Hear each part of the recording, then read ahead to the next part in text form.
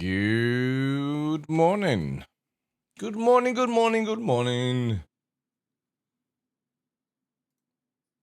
Welcome in, guys. Devs, 90s, you bastard. Nice to see y'all. Thank you for the likes on YouTube as well. Right off the bat. Appreciate that.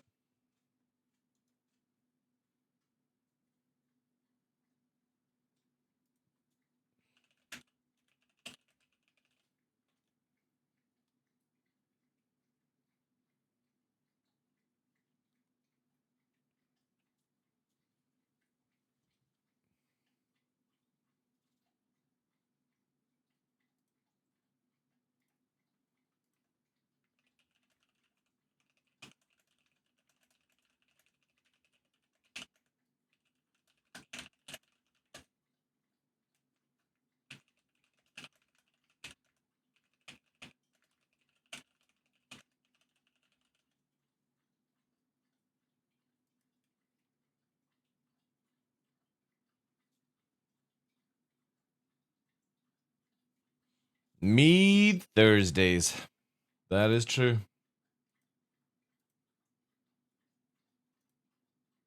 I'll be so glad when I'm able to have meat again. It's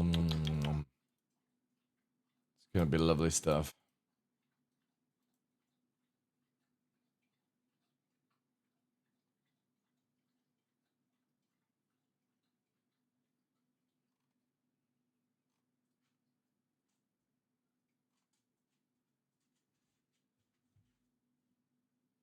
Overx, welcome in, dude. How's things?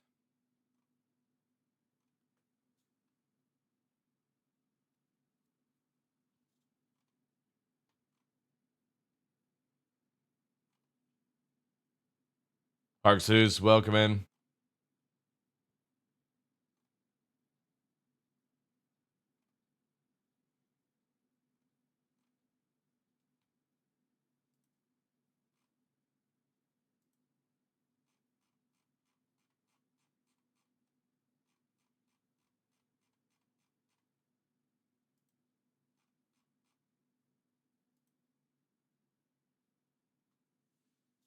Yeah, gonna be doing it tonight, hopefully.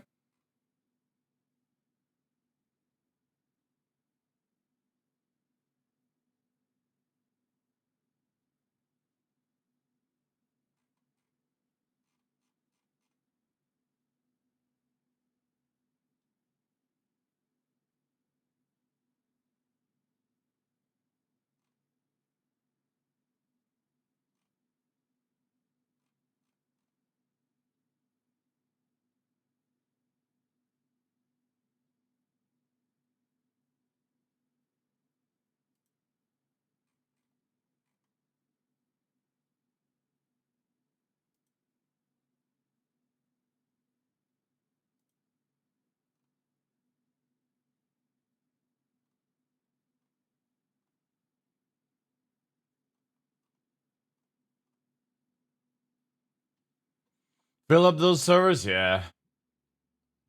Should I make a copy of live folder and so on? Yeah, because it's tech dash preview, I think it's called. Like in the folder and stuff like that. I'm not sure if it's tech preview one word or it has a dash in between. I think it does have a dash though.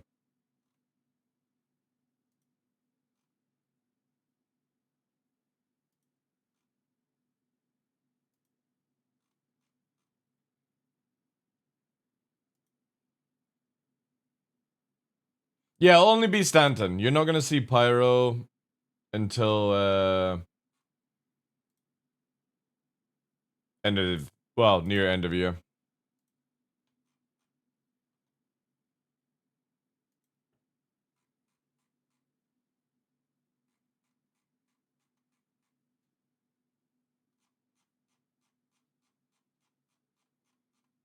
Hopefully I'll be live when it goes down, but I doubt it because they've not really mentioned a time, sadly.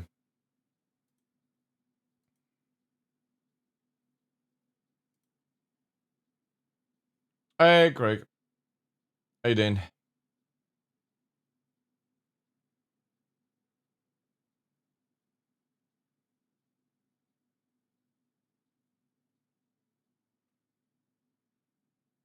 Oh, we also have Inside Star Citizen back today. Oh my god. Oh my god, that's actually... Oh, today is quite a good day then. Hey, Erico, welcome in. Yeah, good day today. We've got server meshing playtest and Inside Star Citizen. And then hopefully at the weekend, an Evo test on point 2. Hey, BDSM. How you doing, dude?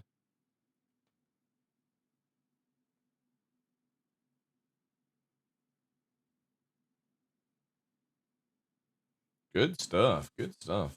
Mm-hmm. I normally stream it, yeah. I'm normally live when it gets dropped, so I just watch it here. But they don't do it on live on Twitch. They do it on YouTube.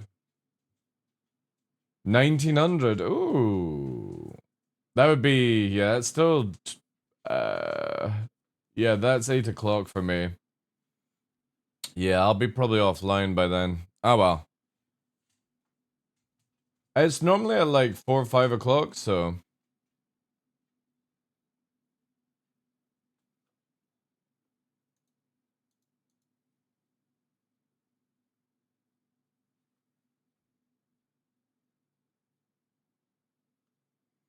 Hey, Tin Cup, welcome in. Spike, good morning. Yeah, today's good. This weekend's looking good. If they get that play test out tomorrow for point 2 over the weekend, oh yeah. Yeah.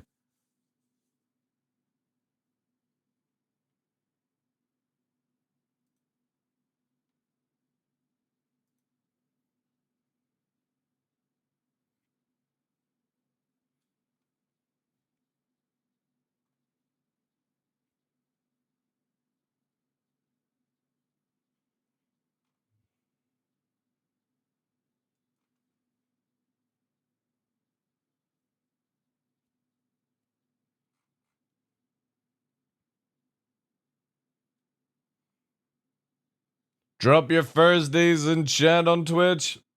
You know what to do, guys. You really want to have as many entries as you can for the end of the month.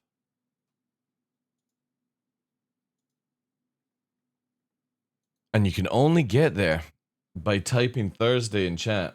You don't even need to do exclamation mark. You just need to say Thursday. That's it. But say it once. Don't say it twice. If you say it twice, it removes you.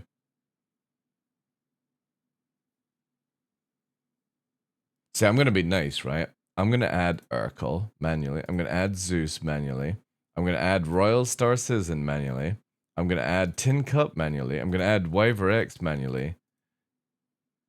Cause you guys just slack.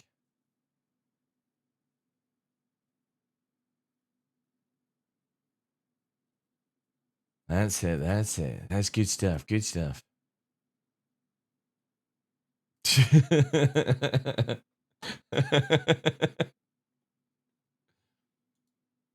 Remember, guys, we are live on YouTube as well. If you can lurk there, possibly drop the likes.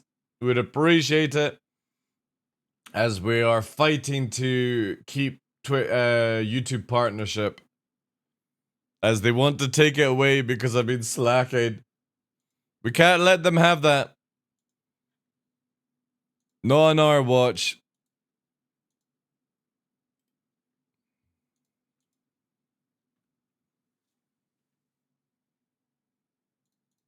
It's Spike's favorite song time.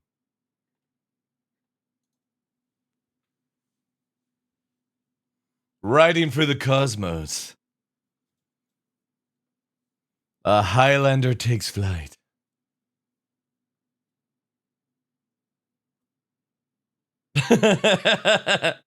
The Legend of Darklaw.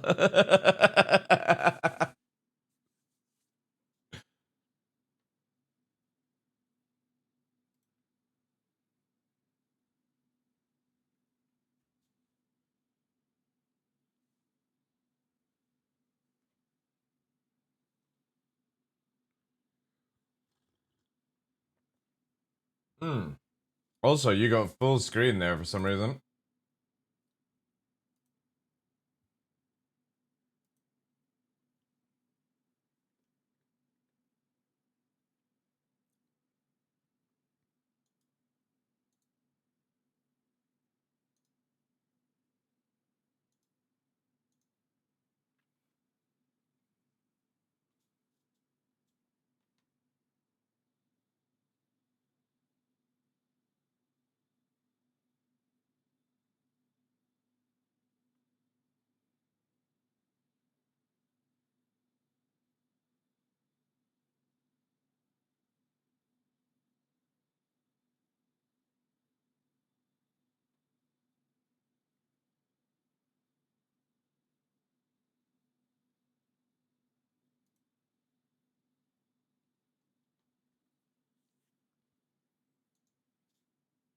Ah, yeah.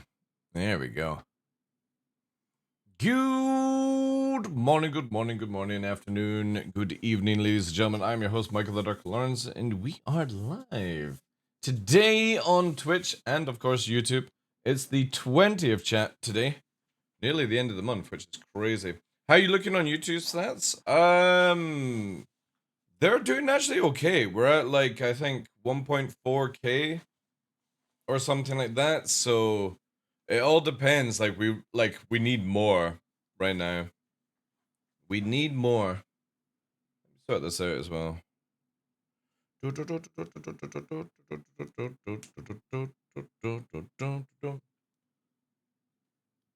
Was this AI or I made the lyrics and then AI just put it together?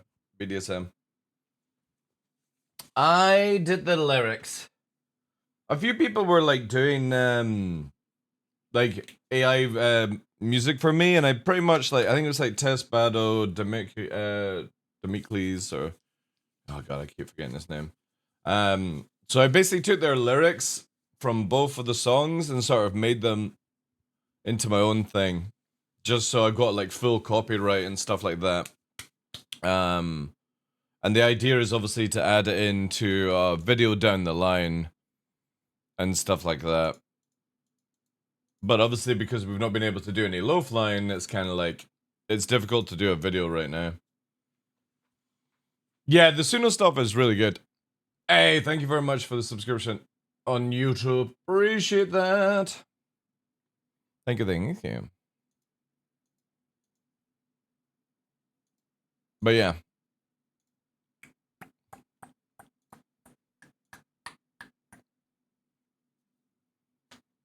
But yeah, YouTube's looking good. We definitely need more hours, but it's difficult right now. It is difficult. We need as many people to lurk on YouTube whilst we're like the best way is live. So the more people that lurk on the YouTube channel whilst live, the better it is. Because when the stream ends, obviously it doesn't go up as fast, and yeah. I'm hoping when we do the subathon on the 30th, we've got 16 hours then. So we should be able to get at least a couple of well, we'll get one 12-hour VOD, which will massively help. But it's gonna be sketchy. It's gonna be really sketchy. Hey Zuguma, how you doing, dude?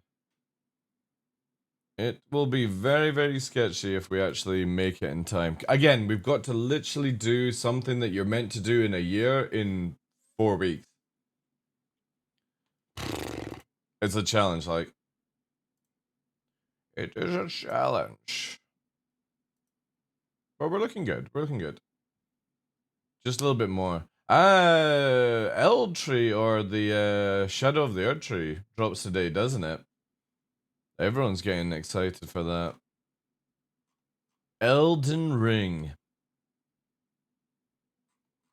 If you lurk on YouTube and watch listen here, remember to turn ad block offer on that page. That's very true, yeah. That does help. But don't need to worry about it. You don't need to worry about like hitting that. To be fair, actually, I'm interested to see. Yeah, let me actually turn off ads on it. Yeah. Let's actually have a look to see what yeah, let's actually turn off ads.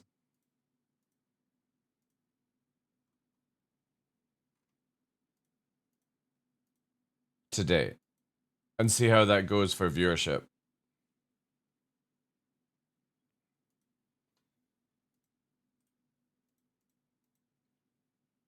There we go. Alright, so no ads on YouTube today.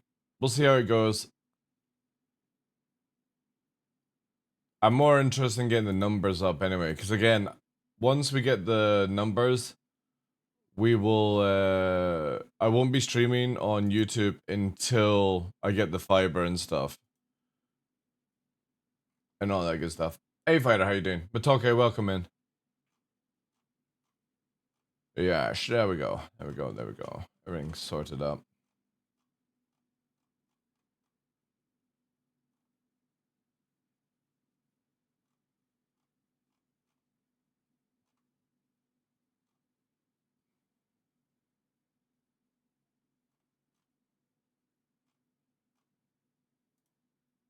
Alright.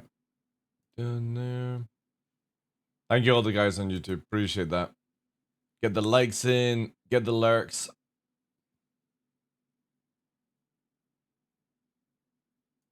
Yeah, if you refresh Zaguma, I'm actually just interested to see if like people are getting ads on YouTube.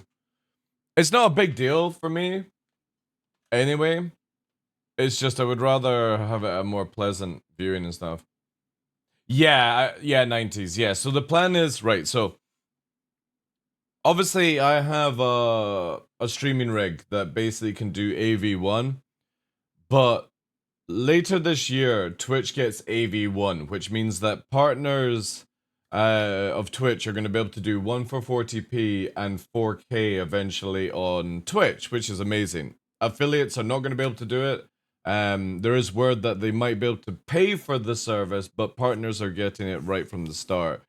YouTube already offers AV1. But the problem is when you're running a stream, you can't run one stream on one codec and the other on that, because the GPU can't fucking do that kind of shit. So I could push my quality on YouTube up higher, but the problem is I can't do that codec on Twitch. So since I separate the audios and stuff to not get blocked and stuff, there's a whole technical thing with it, but down the line, we will have Twitch, hopefully by the end of this year, Twitch on 144p, because there's no point doing 4K. The chat is like 40 seconds behind. It's just not worth it for me. 144p, and that will be on YouTube as well, and they'll both be getting about 18,000 bitrate, so it'll look fucking mint. NVIDIA GPU, yeah.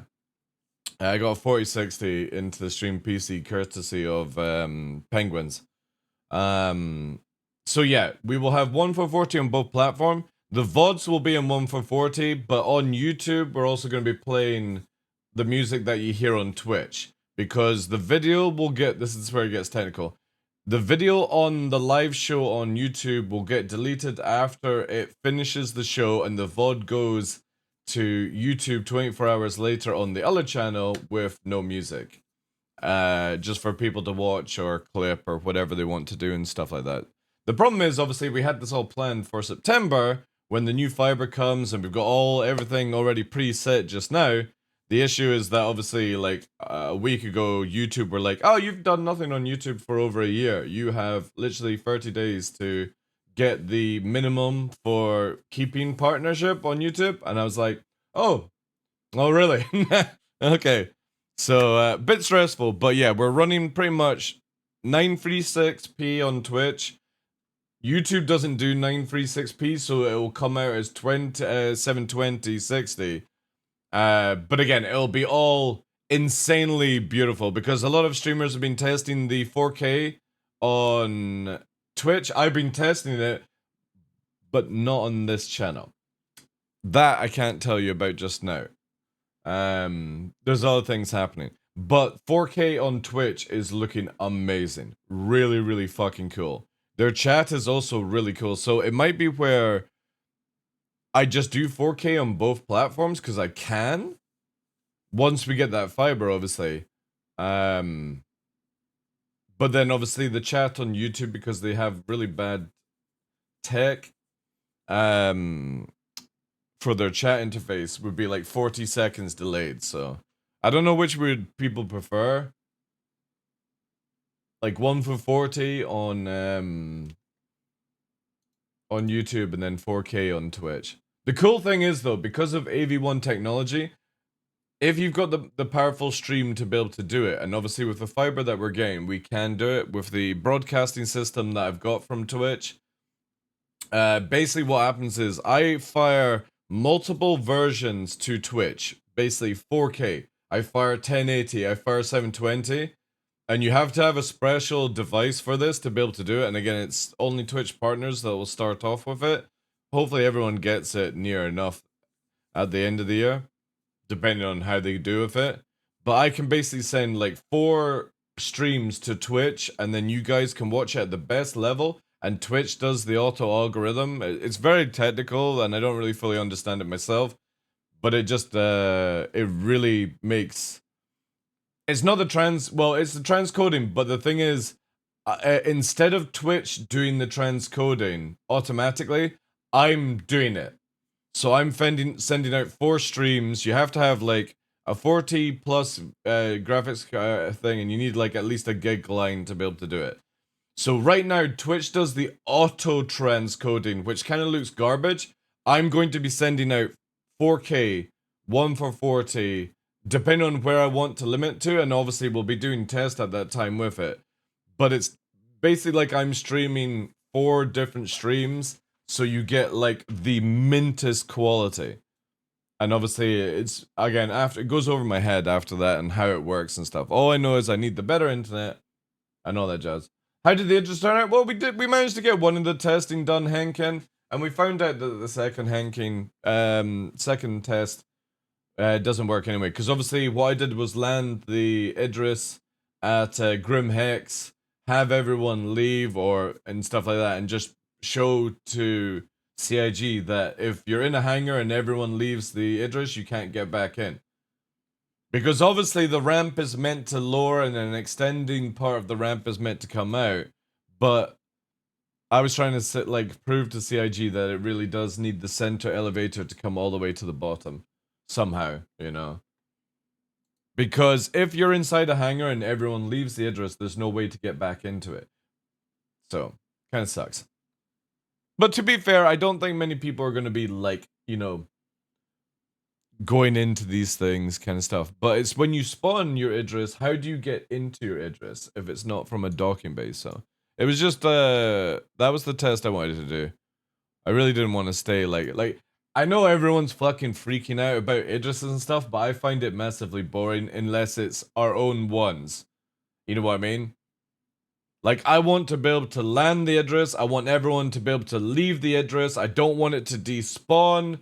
I don't want the stuff inside. You know what I mean? I think it's cool that people are able to get the Idrises, and I appreciate yesterday with it.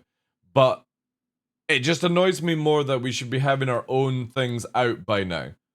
Not these gimmicky fucking things that just blind people to the truth that CIG are nowhere near getting your Idris out. You spend 1,200 plus fucking bucks, and they don't give you your ship even though it's flight ready. It's kind of shitty, personally.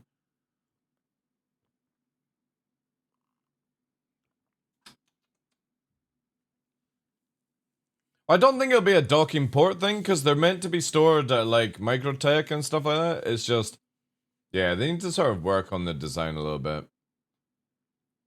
But yeah. Right, guys, we have a server meshing playtest that's open to everyone tonight.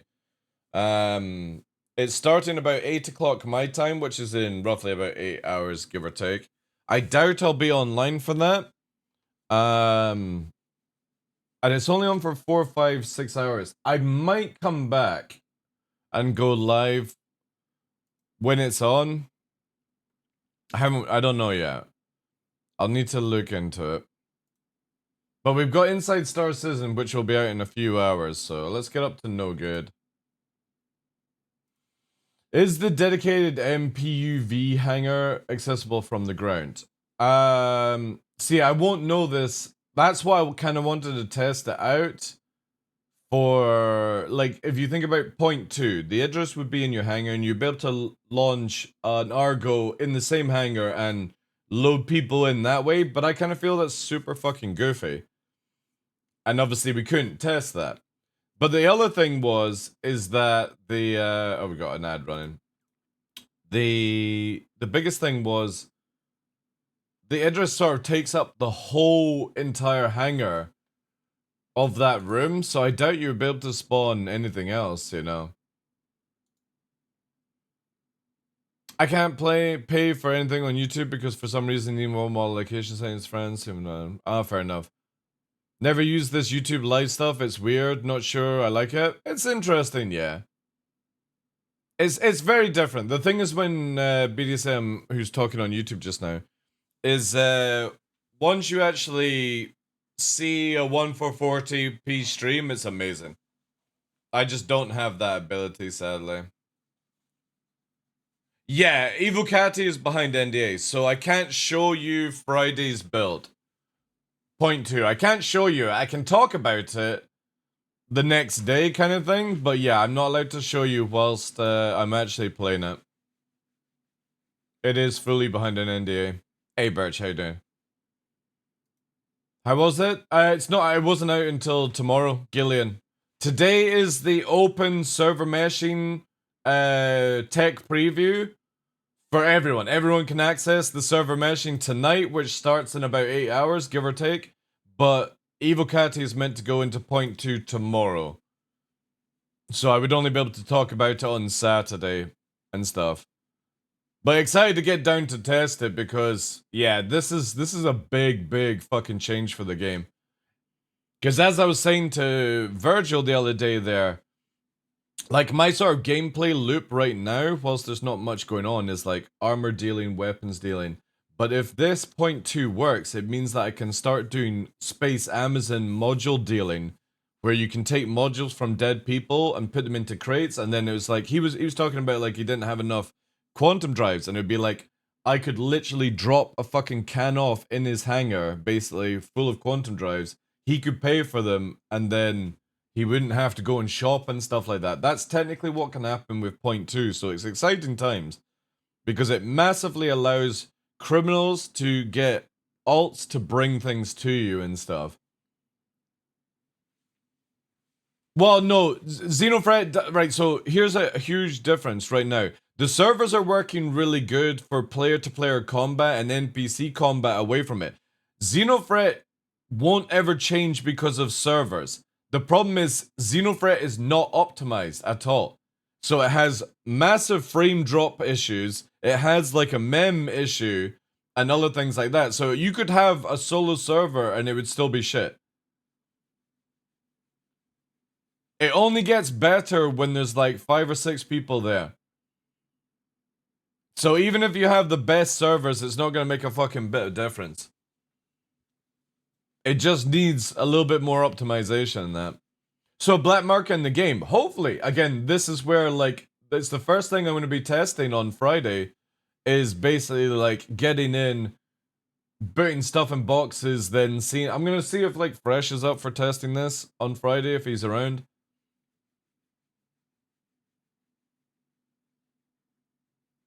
It's just old and needs a run over? Well, they keep adding things to it though, so yeah. How long does the test last? Normally until they shut the servers down, so... the playtest for tonight is like 4 to 6 hours, they said, to cook it up. To like fully stress it out. And then... what's it called? Evo is normally left on until they turn it off, basically.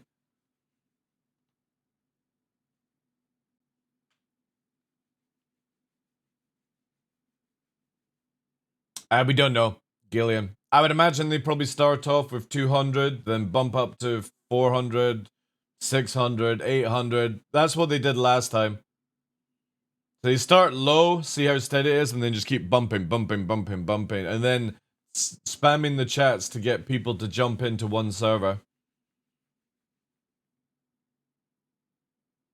800 is very possible, yeah.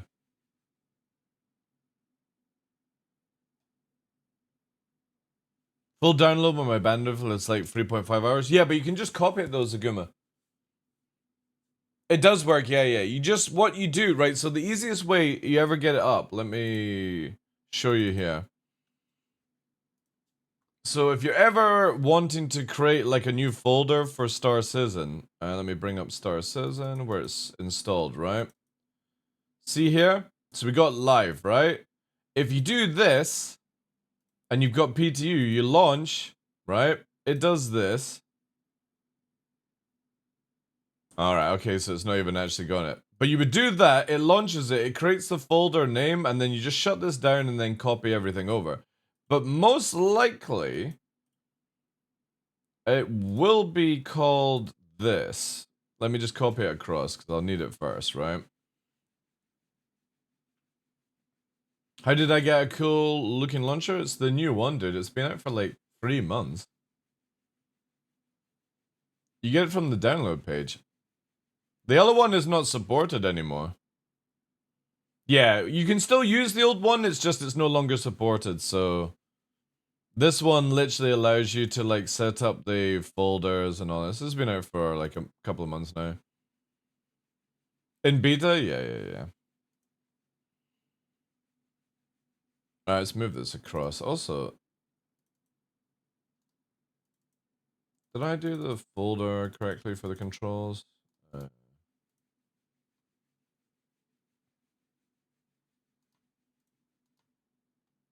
we need to be here, basically. Give me a sec, chat. This is probably a good idea just to get it done for today. I'll need to probably copy it again for Evo Catty, but... The good old 30, 40 gigabyte download.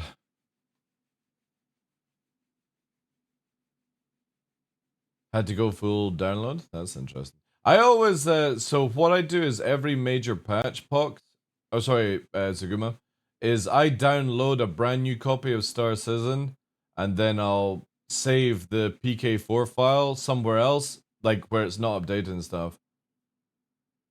You would have to, it's a completely separate launcher. You just download it and then uninstall the other launcher, Gillian. You just make sure when you load it up that you point the folder here to where you've got it installed and then it automatically sets it up. Super easy, dude. Yeah, you just download it, install it, set the folder up to where your other folders are done, and there you go. Just always make sure it's the main directory. So for example, me, it's on my D drive, and there you go, right? So when you're on the D drive, Robert Space, in you go. And then it does all the verify stuff. And you got all the other options you can do as well. Where are they? I think it's like here, sorry. So you can do like download, bandwidth, application, enable close to quit and all that jazz. Turn the music off at the top here. You got there. Which is really cool.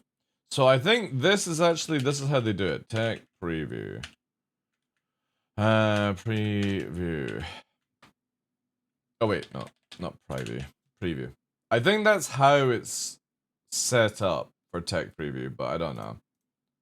They may have changed that.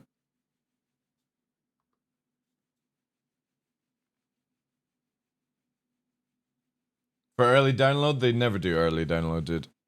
CIG have never done pre-downloads at all in the history of 12 years.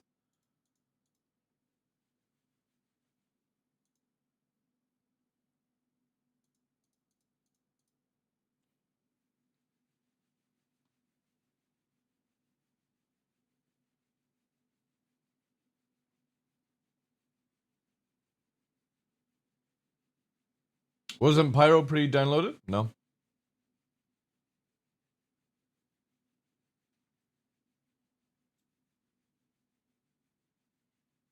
The moment they put it on the server, you download it, you know. Test goes live today, hopefully in the next 8 hours for the tech preview. But again, CIG might run into some issues. Who knows?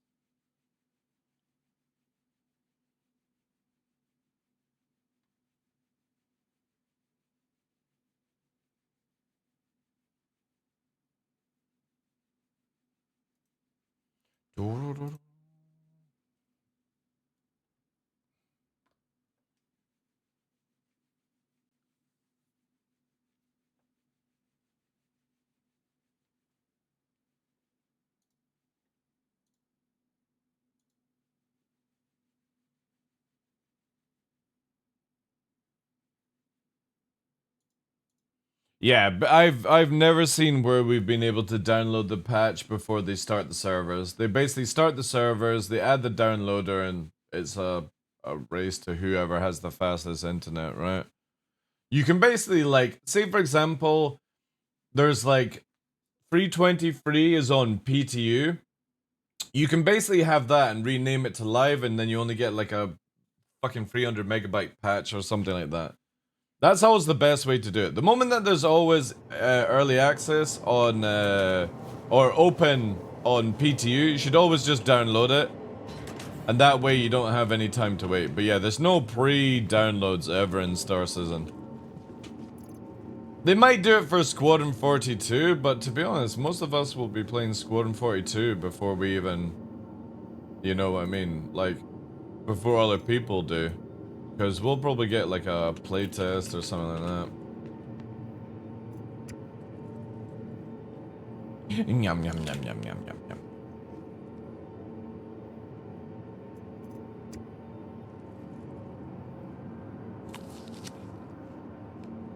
I wouldn't do that 90s because the playtest of Tech Preview was actually 321 or something like that. I would imagine it's on the 320 free system and stuff like that, so I doubt it's going to be on a 321, 322 client this time round, since we moved over to 323. Because we had 322 was out, and I think it was a 320 or 321 patch, because there was a lot of things like different.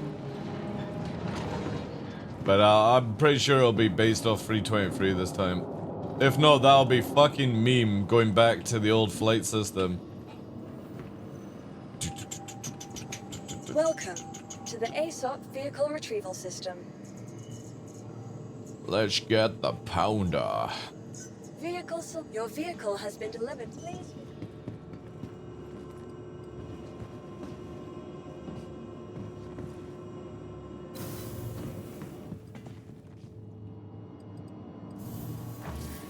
Yeah, but it'll still be based off 323. It won't be on a 322 client.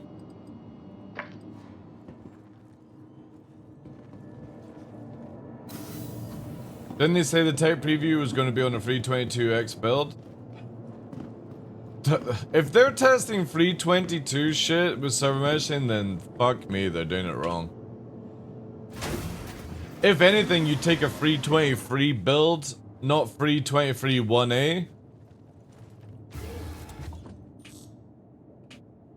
But if they're testing fucking shit out on 322, what a fucking joke, like.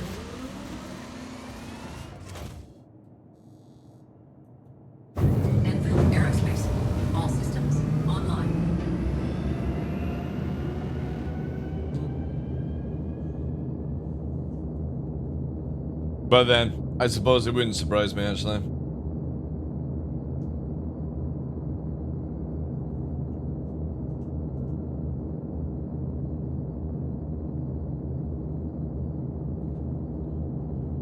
It's going to be an older build. This is known quality test. It's a known quality test since the last one to run performance tests, so we'll be free. Oh, God. What a fucking shit show, man. CIG, like.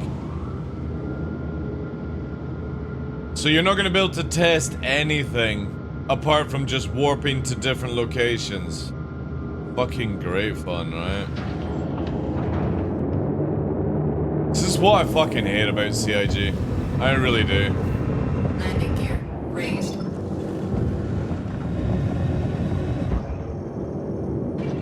Can copy paste fold work backwards? Yeah, you can do that, yeah. Hey Mitch, how you doing? Like, again, if CIG are really going to test a free 22x build tonight. It's just so stupid.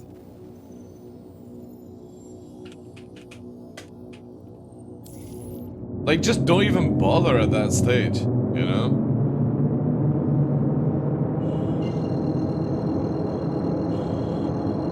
Yo guys, we're gonna let you play an old build which has none of the new loads or the new graphics or Vulkan or anything like that.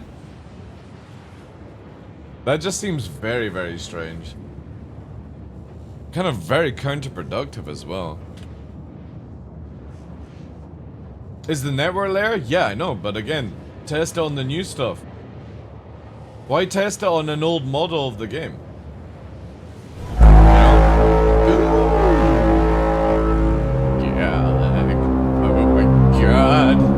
He has arrived. Welcome in, dude. His things. Where's your stream? Sexy bald man. I will take that. How's things, sir? You playing a bit of Star Citizen today, she? Yeah, it would be very disappointing if CIG are going to test a free 22 tech preview build.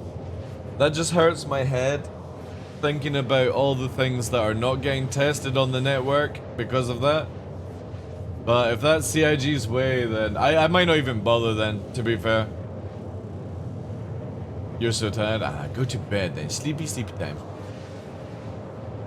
Only did like an hour. I'm gonna go hit the hay. Go and enjoy your sleep, dude. Get some fluids, get some food. Have a good sleep, dude. Appreciate the raid. Welcome in, everyone. Hope you're all doing well. We're just a bit up to no good. We're talking about the tech preview. Server meshing tonight. But if CIG are gonna do it on a free 22 build, I'm not gonna bother. I've got no interest in testing out old stuff. And if it's just for network things, they can find 800 fucking other idiots to do it.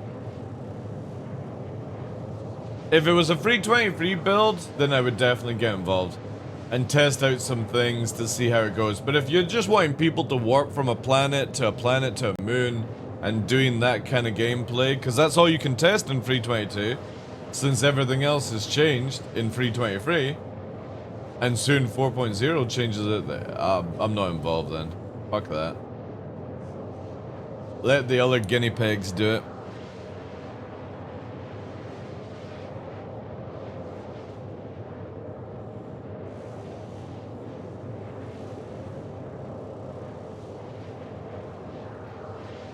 Yeah, but you can simulate that, Pox. Anyone that's ever worked with any games company and stuff like that will know that you don't need to have players logging into a server. You can simulate that with fake logins. You don't need to even involve us for that at all. They have never simulated it, right? Yeah, exactly. But you don't need, like, if you're ever to do a network test, you don't need any player to ever jump on your network. You can literally simulate it nowadays with fake logins and stuff like that. So if CIG are only doing that, that just shows you how shit the company will be, you know.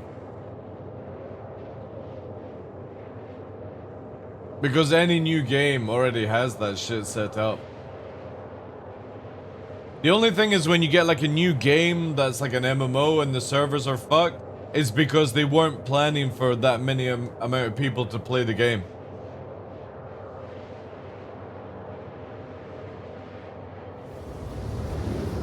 It doesn't, 90s. I know people that do it for game companies and you don't at all need real people to do a real network data, dude. That's a load of shit. Absolute load of shit. You can literally nowadays simulate it.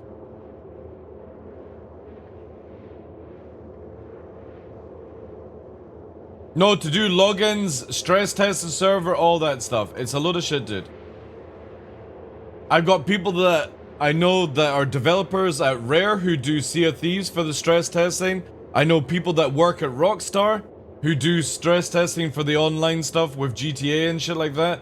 It's a load of shit. You don't need fucking real people to do the logins and stuff.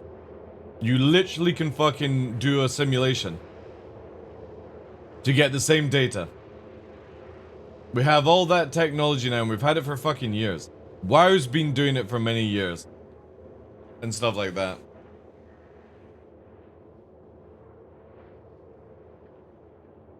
It's the same for, like, website tests, right? When a website fails and they're like, oh, we weren't expecting to have that traffic, it's a load of shit. You can also simulate that. Because I remember Greg talking about it, and he does that for, like, in real life jobs sort of stuff. Or works with people that do it. You do not need 800 people to log into your game to stress test the game.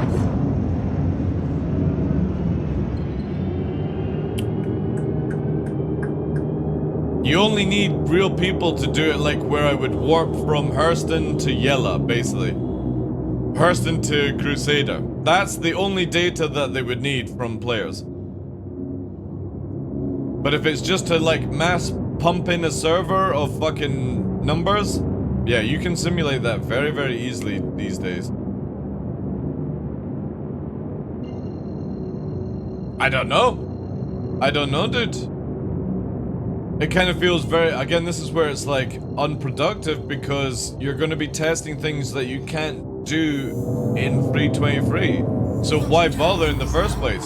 Just get it up to the level of 323 testing and then roll it.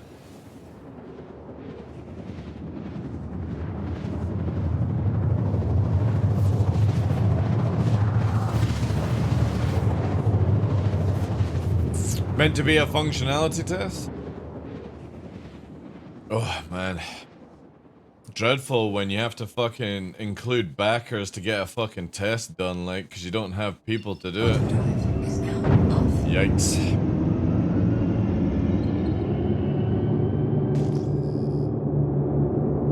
All these other companies that hire fucking these people, they're like, they sit in a room, like 100 fucking desks and shit like that. I can't remember what they call these companies, where they're just like, or play like super play testers or something like that. And you hire them to get the fucking job done because they'll do it better than backers. Because most backers will just go in and just fucking lol sauce. Instead of actually doing a proper test. Go in, take screenshots, but then they're gonna find out it's a 322 build.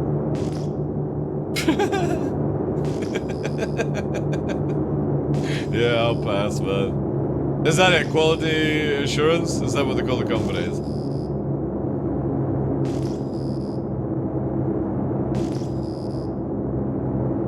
Yeah, but for this kind of test pox, you could have just hired a team of like 200-300 people to do exactly how you want it.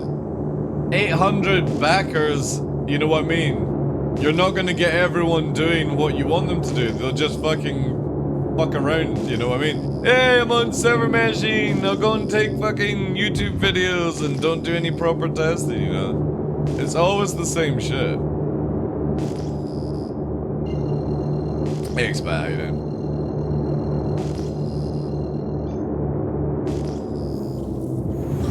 Or get 8,000 monkeys to smash buttons. You know what I mean? Like, for me, interesting, we got a radar lock. Ooh. Hello.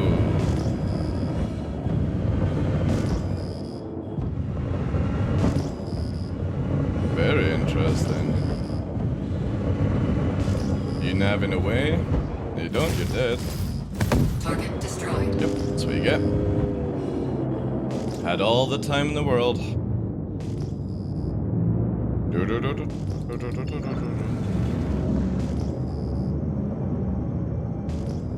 Weeping Cove. Yeah, I was in nav mode, 90s.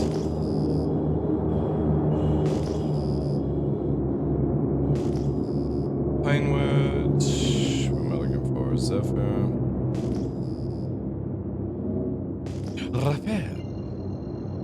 Hopefully they give some clear indication. I hope so as well. I hope CIG are like, right guys, we want you to do this continuously, then it would be a good test, right? But if they're just wanting people to log in and just fucking roll face over a keyboard, I feel that's very counterproductive. They should be like, right guys, get in, all spawn at Orison, all spawn a ship, all go to Seraph, all go to Hurston, all go to Microtech in this chain and do it that way, you know? It's meant to be 8 PM our time, expat. All stuff in the tram, yeah, you know what I mean? Like, if they do clear directions like that, then that would be win, but I have a feeling they're just gonna let people rabble around. If you're gonna do a playtest, do a playtest.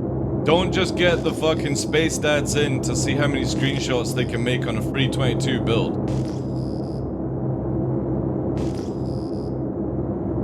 A PR move? Yeah, that's very true. Oh, look. Connie, fucking AFK.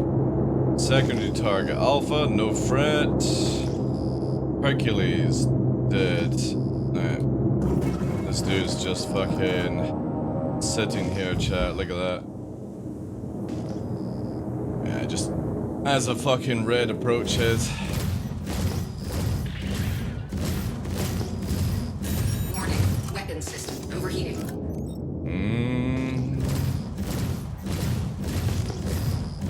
Docking contact received.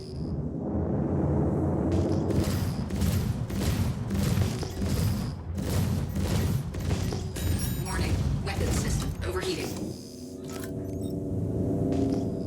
Oh, it's going into the reverse strafe. Now with one less engine. We're about to pull an expat. Warning, weapon system overheating. There we go. Right, it's dead. This is how we got expat in Damer one time.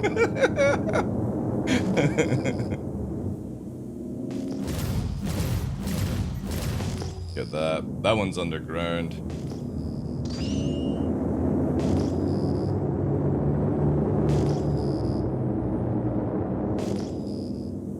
So when you take the top engines on a Connie, it removes its coolers. Also 2 size 5 guns are reduced. So basically the power plant melts.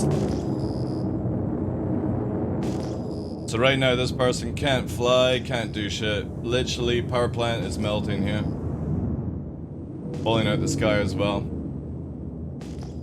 I am trying to keep him alive, expat, but the problem is it's got bad damage on the hull. It might self like hit the ground. It's gliding in though, there's a good chance.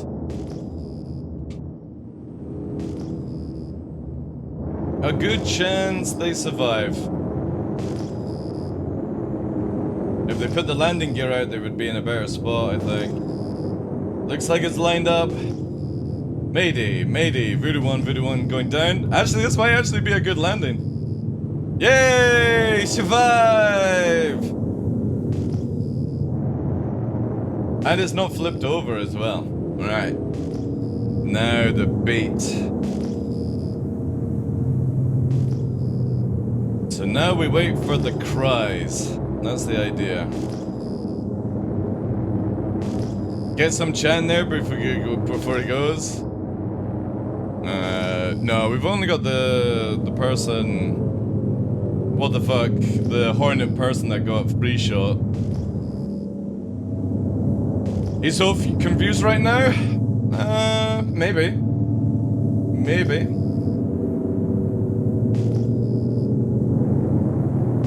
Again, if you're a Connie pilot and you don't know about your power plant melting after 2 engine loss on the top, I kind of feel like that's a you issue, really. Hey, Zeman on YouTube, how you doing, dude?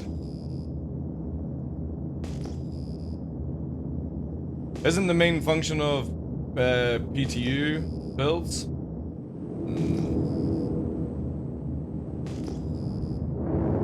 The devil of Devar. So not gonna throw some Scottish voice chat? No, I don't do that, X-Man. I only did that for you. I just kill people in the game. I generally don't give a shit about the after story.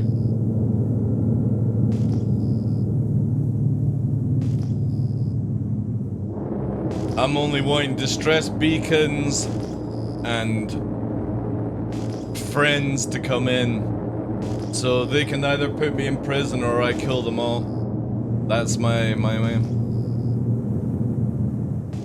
You know what I mean? You ever seen Predators, guys? Where they've got the dead guy sitting in the forest and it's got a voice comm going, Help me!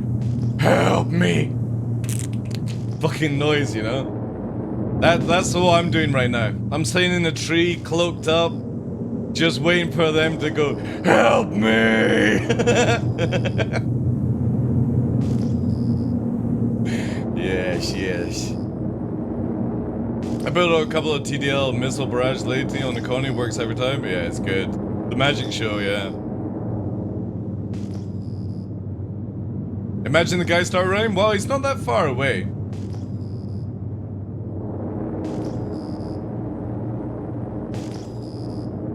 The good thing is, though, in 4.0, when we, or not 4.0, but afterwards, we're eventually getting the idea that you've got, what's it called when you're able to breathe inside a ship? I'm not talking about atmosphere, it's called, something S. Not safeties. Thinking of it. Life support, that's it, thank you. So we're meant to be getting very shortly down the line, maybe this year, maybe next year, where life support is actually connected to your ship. Because even if you turn a ship off, you still have unlimited life support. You can stay inside that ship and not lose air or get hot or anything like that. And this is eventually getting changed where once you kill the power plant, life support goes off and stuff like that. So I can't wait to like have people in Aberdeen like crash like this and then they cook inside. And they can't Alt F4 backspace because they're, when you log out of a server you always log back in. I can't wait for all this jazz. So basically you could be walking along on Daymar and if you log out, you'll log back in the exact same location and you won't be able to kill yourself and stuff like that. Unless obviously like they make Death of a Spaceman quite casual, right?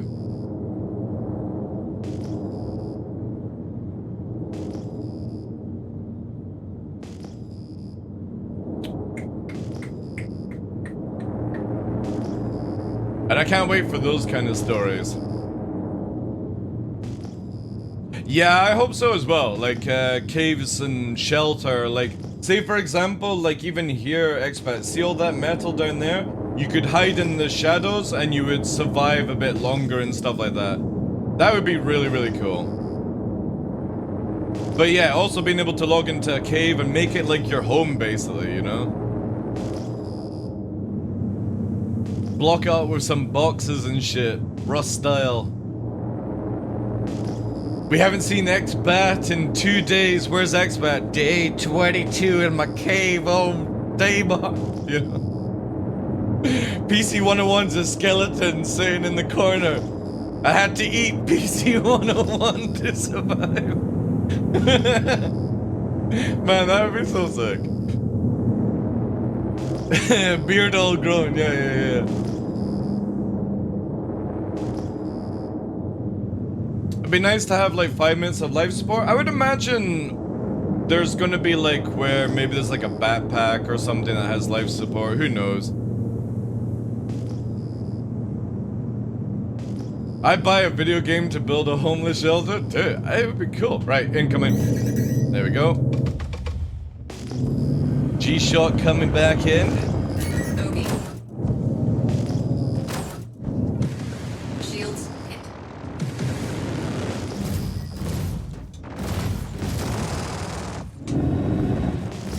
Obi.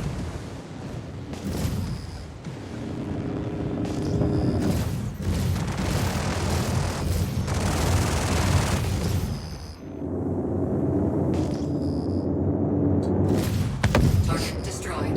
Nice try, dude. Back to Flight Academy for you.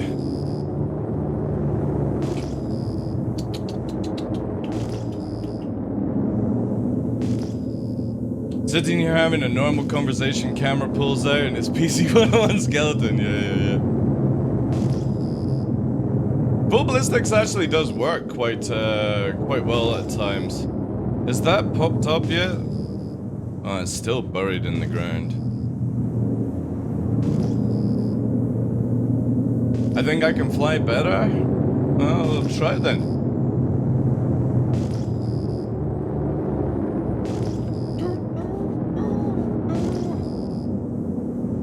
Alright. Also we're waiting here, let's go and get this repair done.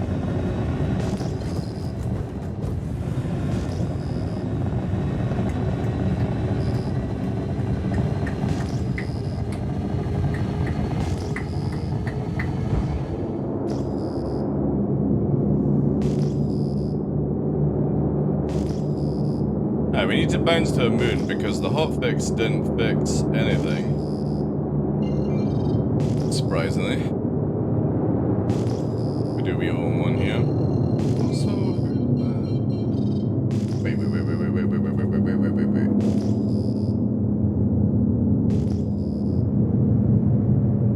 Oh no. That actually is the Connie. Alright. It's like, how's it giving off that source, but it's fine. Whee! I'm a bug. I can crash bear, does that count? Sure. Oh, wait. No, it's the same thing. Radar's just being a bit guffy. Aberdeen. Very hot.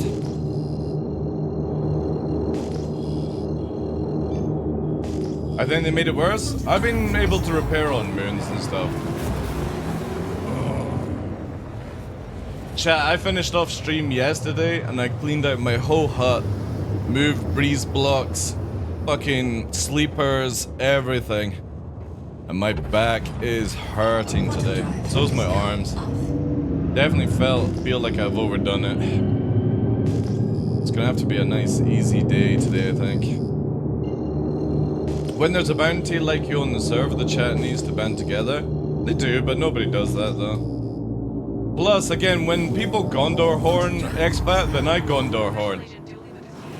So then you verse like 5 people at my level, you know. All depends though. Like last week on Monday and Tuesday, we were fighting like 4 people by myself, killing them. It was good fun. At least they came with it. Oh, hello. Constellation Taurus and what's the other one? I think it's just abandoned.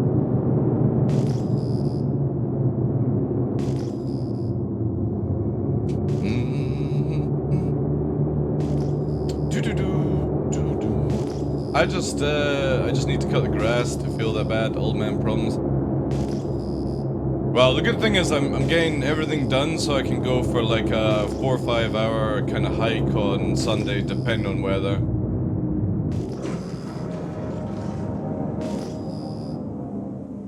All depending. Landing gear deployed.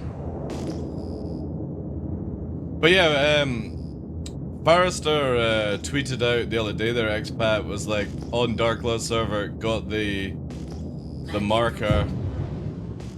Ooh. CIG, we really need to be able to backstrafe whilst we're sliding on the ground for that cinematic landing.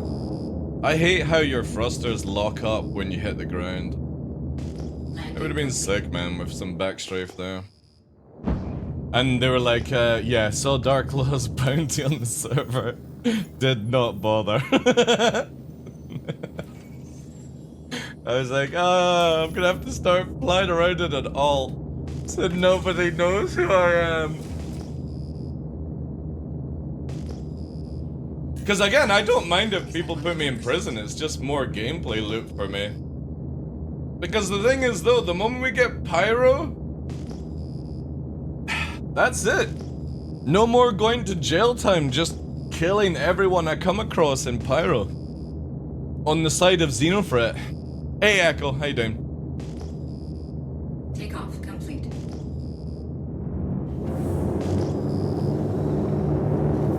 Landing gear raised. Because I saw your tweet about the Xenofret armor expat. I agree with that kind of thing. You should be able to get like 2 different sets. And stuff like that, but yes, I'm going to be definitely siding with Xenofret when Pyro comes out. I want to be part of the racist group. The Star Citizen racist group, by the way, guys. I think they're against aliens. I think that's it. I can't remember what the lore is with Zero Threat. They're pissed off about somebody. Is now on. Full deadbolt loadout on the F78, it's really good actually. I'm not running that just now though. I'm trying a different build. Shotguns is also very good for like atmosphere and stuff. See, Intel are thinking of giving away more Ravens? Yeah. They'll probably have a surplus of codes and stuff that CIG want to get out and stuff. Also, like, help with FOMO for Firebird as well.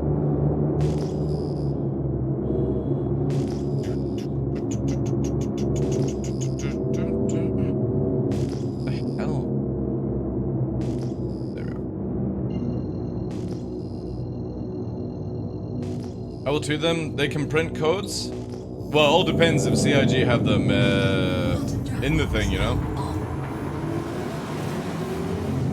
No, 90s. They're doing giveaways, dude. Intel earlier on this year did a giveaway for a Star Citizen PC that looked like a Raven or had like Raven stuff on it, and they gave away Ravens. No, see, Intel will not sell any other product unless they do a deal with CIG, and I doubt it would be for Ravens. They probably want another ship involved to make it more appealing and stuff. Again, creating more FOMO for people that, you know, get attacked to that shit.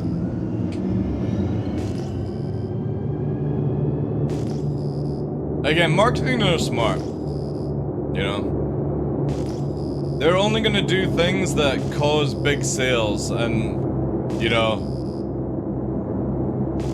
free Ravens unless the deal with Intel is set up, you know what I mean? Like, it's best to bring in another ship. Especially as we know that there's gonna be another Saber that does QED. Ah, there we go, chat. He's arrived back in the same, in another ship. This fucking dude, man. Holy shit, like.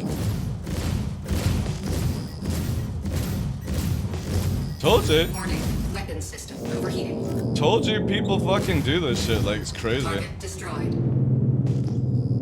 The Connies, see it, going for the cargo on the Connie. See? Like Predator, just fucking drop the bait in. Call for help. When help doesn't come, they do it themselves. Man, what is cargo? Yeah. Should have learned from the first lesson. First lesson is stop going to these places. Like, you make so much more money doing the off stuff anyway. Because nobody's doing it. Nobody's running gold and diamonds and shit like that.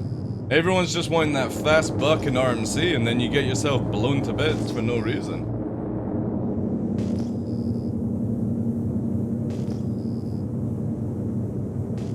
But most likely spent all fucking life savings on some RMC.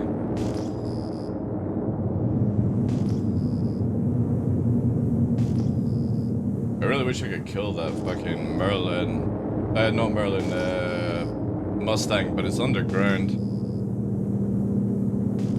Given how bad Intel CPUs are, they need every tick in the well, the thing is though, there's the thing I would imagine, Pox, is what they'll do is Intel have the new graphics cards that are really good for streaming, or like streaming PCs basically. I can't remember what they're called. It's not Arcane, it's does anybody know what the new Intel GPUs are called? They've got like an interesting one. Is it Arc? Ah, right. Alright, so we got a Car 2L coming in, chat. So what we're gonna do is, as it's booking at massive speed, we're just gonna do this and reverse a little bit back. Drop another one. Alright. So we'll just wait in the cloud as they push forward. Then we'll drop a missile on them. Make them fret out a bit. They've not got a full lock. We do.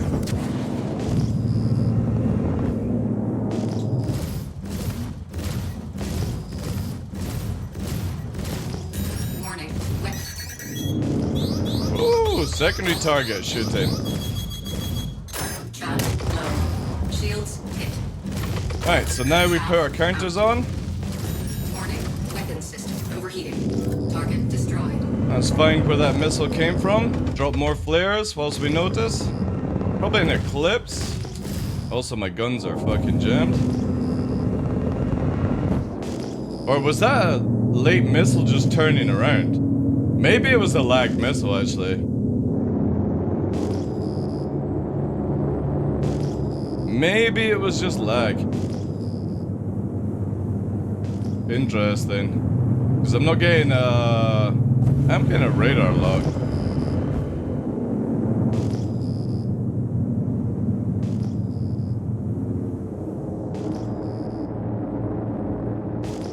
Alright, we'll risk it going into nav. Let's get some speed and height.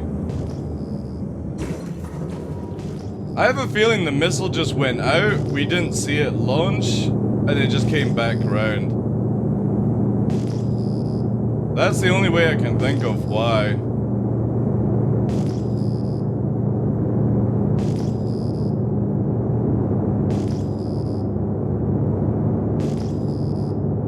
It's not broken, Maddox dude. I'm just better than these people, that's all. I've got people that I fly with that can kill Mark IIs in a fucking Gladius. Quantum drive is now on. Quantum drive. Mark II is not a fucking broken ship. I really wish people would stop fucking saying that.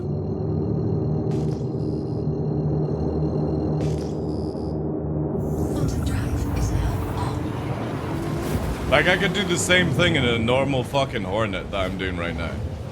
Give me an F-7A Mark I, I'll do the exact same thing. If you stay still as a fucking alien pilot and just hope that your missiles work, of course you're going to lose. And that's all that person did. They just tried to fire missiles, and when I got up close, they stood still and just fucking died. It's nothing to do with the Mark II, dude.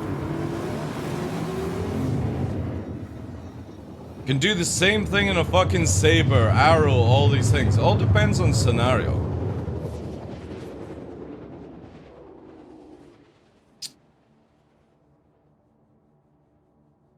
Quantum drive is now off. F8, Vanguard. All these ships are viable in the PU, guys. The only meta in the game is in Arena Commander. There's no meta in the universe. It all depends on who you're fighting and what they have as loaded out. That's it.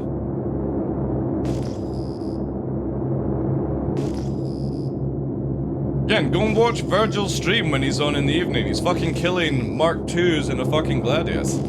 In Arena Commander, you know? People hiding behind the word meta just annoys me. Because there really isn't much of a meta just now in the game. It's just people who know how to play and people who don't, that's it. Learn your ship, learn weapons, learn when to turn, learn when to countermeasure, learn when to aim, do all these things. And if you don't know how to do that, bring a fucking friend and hope for the best.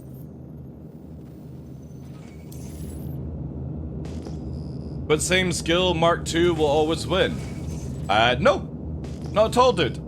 No, it doesn't. Again, I've got... Virgil is going in up against other people in Arena Commander who are decent pilots and he's killing them in the fucking Gladius. It all depends on certain scenarios, dude. You can't hide behind that one ship fucking beats all and stuff like that. That's a very, very poor mentality and you'll always lose no matter what happens to you. I'm going to lose because this other person is in this ship. No. You're gonna lose because that person is just better than you. That's it. You can easily turn a fucking Avenger Titan into a killing machine. Exactly. That's, as Astral says, that's the truth of it. If you bring fucking 4 guns and I've got 4 guns and you can't land a shot on me, of course I'm gonna win. Let's start a new rumor, the Nox is OP at fights. Wow.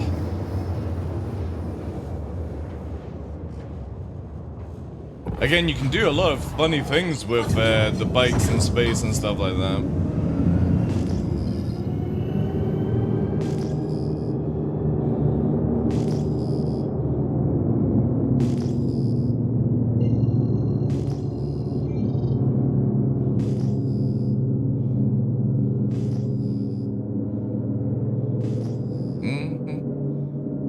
I mean, look at it this way. If you've got a Scorpius and a gunner, that's even more guns than a fucking Hornet.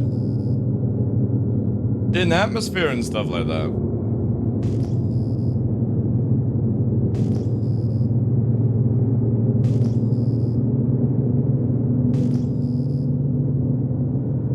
Also, whenever people attack me, again, I'm gonna go with last week on Tuesday, Monday and Tuesday, I got attacked in a 4v1 and I beat everyone in that team.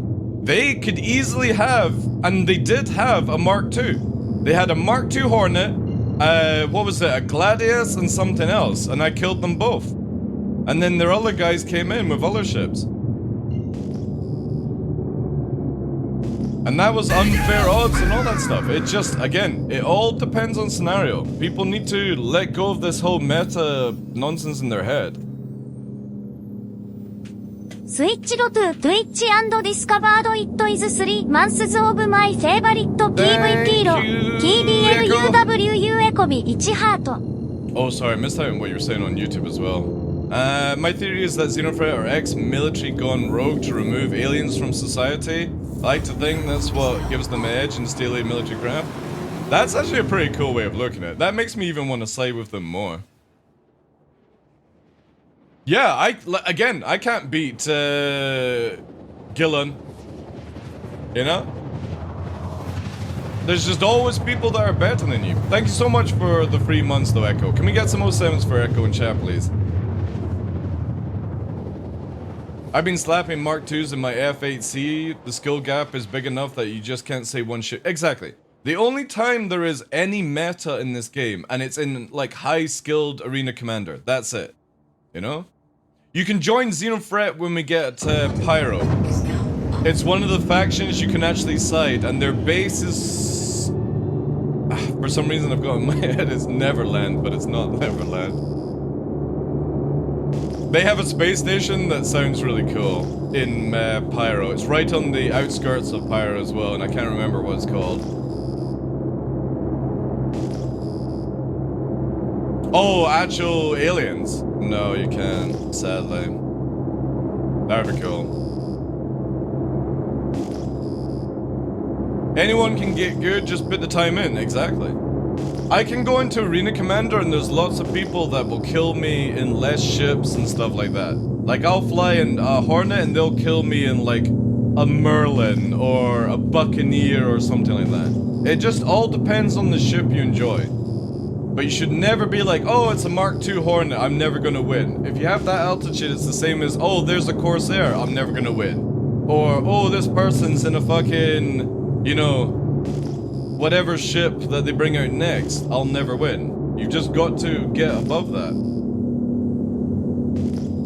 You also got to remember that whenever somebody attacks me, they could have a full team ready to go to jump on me. Am I gonna go, oh, well, they've turned up in fucking 5 Gladius and 1 Hornet, that's unfair. It's like, no, that's the PU guys.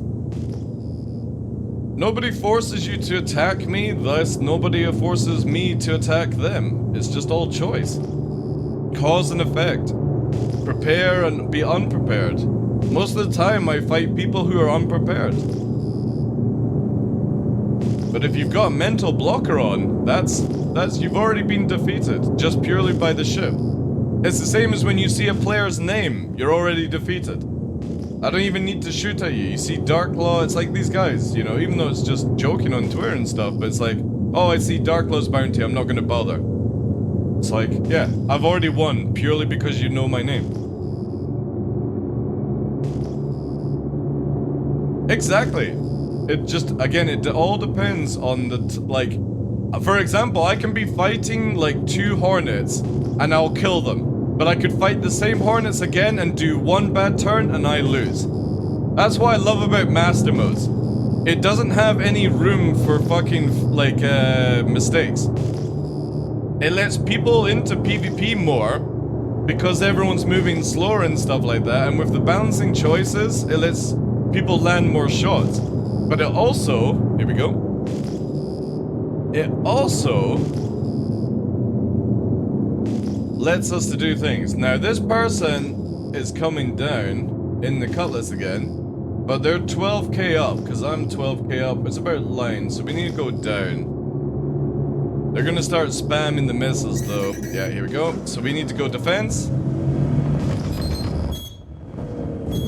Yeah, so they're spamming the EMs now. We'll approach. And we're gonna dump flares just to get in. Because again, they're spamming the missiles. Now they have a secondary target coming in, chat, so I've only got like a 30-second window. Shields hit. Shields hit. Now it might be just a stray number, but yeah, it could be a stray missile number. See, look. Warning. Weapon system overheating. That's not gonna work against me, dude. Okay. Target Yeah. destroyed. Good fight, though. Good fight. Don't depend on your missiles. It's not gonna work against somebody that understands the game. You're gonna just have to get better at gunplay.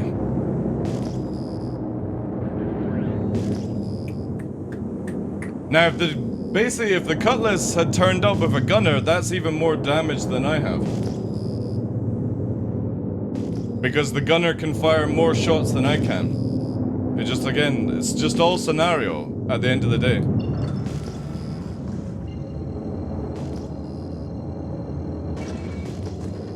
Don't let your kills be dreams. Just land your shots. Exactly. Quantum drive is now on. That's all it is. The dude in the Cutlass lands shots. I nearly lost my shields, but because I get behind them, there you go. Now, if they had a gunner, I wouldn't be able to do what I do. This is why, again, like 4.0 brings in a massive change for everyone to get this mentality state over and done with. If I'm gonna be flying around in a Zeus, I'm gonna have a gunner at least. Or the ability for a Fury to launch out the back of it and stuff like that. No, I'm not doing a flight school, fuck that shit. You can watch, you can listen, you can adapt, that's up to you. I'm not gonna do a fucking 10 video nonsense on YouTube where I've got to redo it down the line because CIG changed something. Just open your eyes, open your mind, and stop hiding behind fucking things. That's all.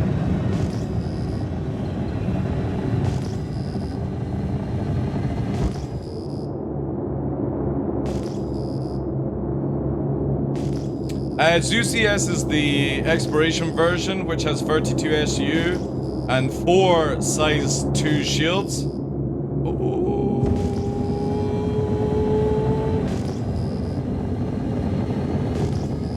This Titan hasn't got it to fucking nav mode yet. If it does, I'll lose it.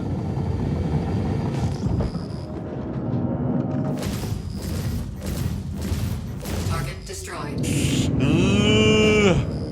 If you're in the Titan, go into nav mode. You're the fastest ship in the game.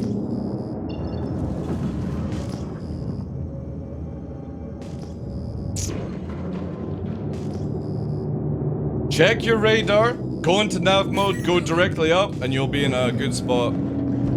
Ah, it's an NPC. I got excited there. I'll just rack up a pre-save just in case. Exactly, memory foam. Because right now, here's the craziest thing that I'm going to educate people on. We're not even into the release game, so who cares if you die? If I die today, I go to prison, and I get out of prison, and I rinse and repeat. Simple as that. Target destroyed. And I'm not doing this to basically ruin people's gameplay. I'm doing this to make sure that I get faster and faster at killing people.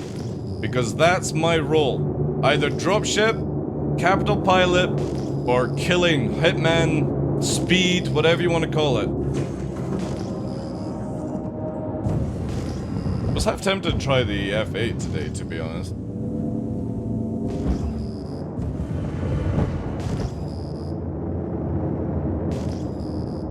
PvP consent would be dead. Oh, you mean what? If you had to consent before you shoot somebody? Yeah, it's the dead of the game. See, the funny thing is, right, that PvP and PvE has to balance between each other. You have to have really good PvE content for Star Citizen, but also you have to have very good PvP content. Now, if PvE fails, PvP won't hold this game together, and if PvP fails, PvE won't hold this game together. prime example is Elite Dangerous. They hyper-focused on one side of the game and it's fucking dead. And there's no coming back from dead. Unless they bring out classic Elite Dangerous, right? So it needs to have a fine balance of the both things to begin with and done right. Good for PvEers and good for PvPers. But one of the biggest things that a lot of people forget about is right now we only have Stanton. And Stanton is literally like Pyro, Nyx, Terra, and Stanton all combined into one solar system. The moment that you get more locations, aka Pyro this year, the less chance you've got somebody like me roaming around Hurston. I'll be off in Pyro. I've got no reason to stay in Stanton and shoot at people. I'll be shooting at the people in Pyro. But I'm not everyone. There will be people of fucking minor minority that will basically be like, oh, I can't win against TheDarkLaw and people like that in Pyro, so I'm going to attack people in Stanton. So it still means that you need to have your fucking assholes ready to be fucking wrecked. Get that Vaseline from head to toe. Put a whole handful in if you need to. Bite down on the rope that gets the job done, but at least be prepared. Well, we need more than just Pyro. We do need multiple solar systems. But it will change once we do get Pyro. But then if you're somebody that does not like PvP, you should never go to Pyro in my opinion. Not even for fucking screenshots or new game content. Because the moment you jump into Pyro, you should be ready, pants down around the ankle, lathered up and ready to receive. And that's going to be your learning, basically. Because you can't go into that solar system and do the typical fucking, oh, I don't like PvP, I don't want to have to deal with this. Then don't go in Pyro. You've got no reason to go there then. I doubt they'll be ganking at the gate, I think. Because of, like, people forget how big that gate is. And CIG might make it where when you come in, you're at multiple things and stuff. Who knows?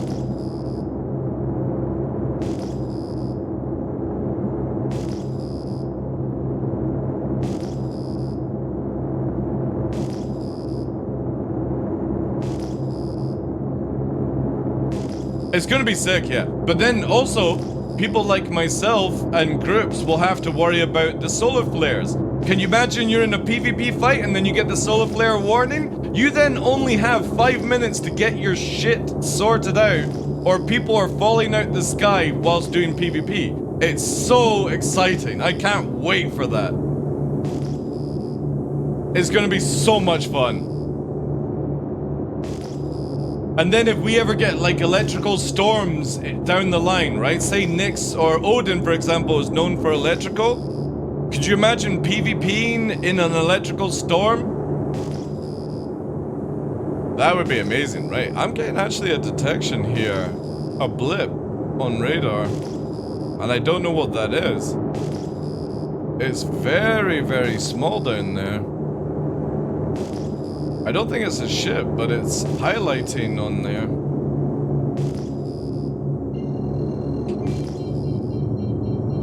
It's gone now, though. It's like right here it was. Yeah, the ping is not highlighting anymore.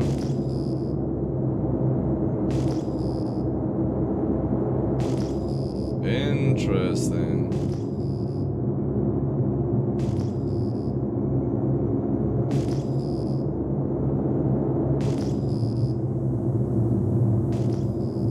There's nothing here. Alright. I doubt it's a rock, right?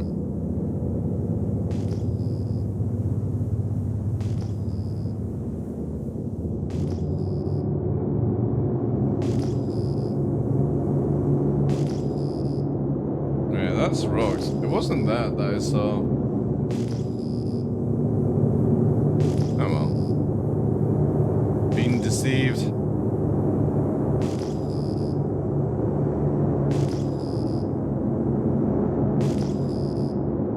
Make all Pyro have to wear VR and Gamma with high Gamma? That'd be kind of funny, actually.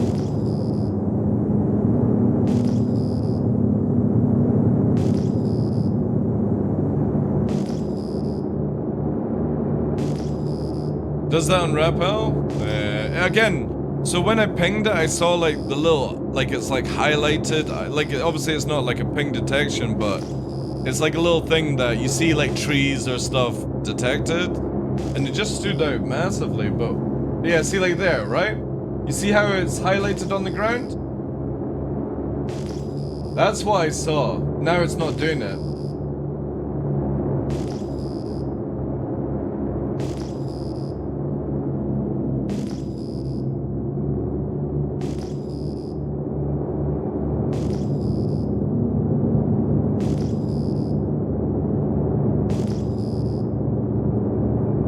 Have I changed my Pierce? What do you mean? Is it worth upgrading from a 5600 to X3D? Will I get any FPS boost? I do not know. I don't know. I've got the 5 I think it's the 5800 or the 5700 I've got. And I had an Intel beforehand, and there was a huge difference for me. But I don't know from like a 5600 to the 3D. I am not tech savvy enough to know that one. Bought a core last night, like it? Yeah, the Reliants are pretty cool. Reliants are definitely cool. I can't wait till the actual camera one works, you know?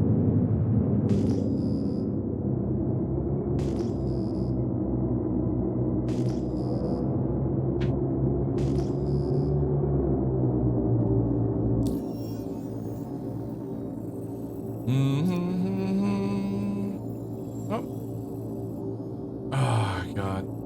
Why does it reset, chat? It's so weird. There we go. Actually.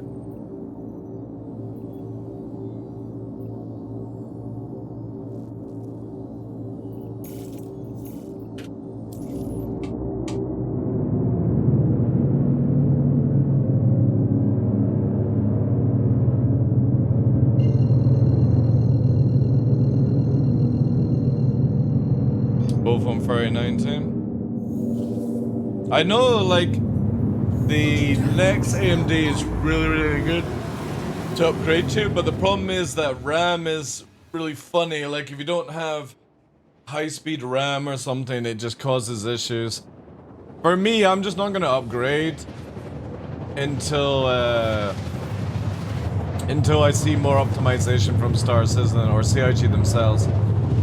Because if CIG get the Free 5 DLS in and they get the Vulkan stuff in, and I still have issues sort of after that and it's been fully worked on and stuff, then I might consider upgrading PC kind of stuff down the line.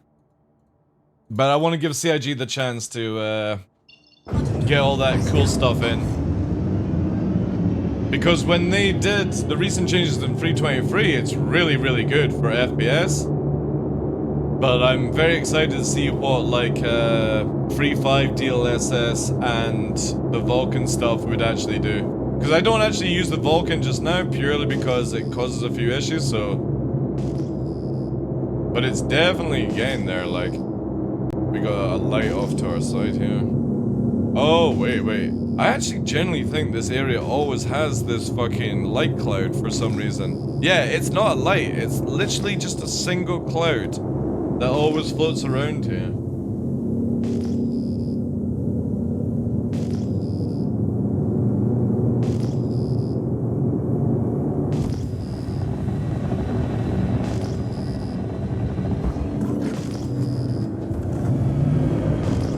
Ah, Firebird. No joke, chat, I freaked out slightly because whilst I was looking in nav mode, the location was highlighted over my ship. And yeah, I thought I had been shot by somebody. So basically, as I'm zoomed in, this icon here, like that, just slightly flashed like that. See there? And I thought I'd been shot by somebody. Before I even saw the Firebird, I was like, oh shit, somebody just shot me.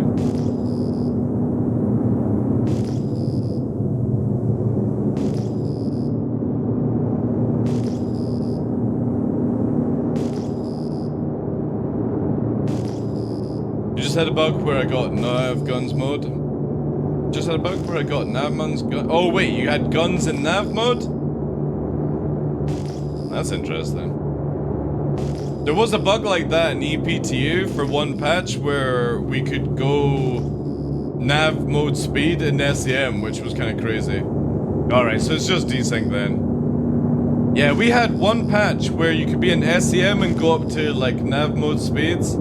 It was fucking sick. Like you got the acceleration and stuff like that, but then CIG went back to it's like, why?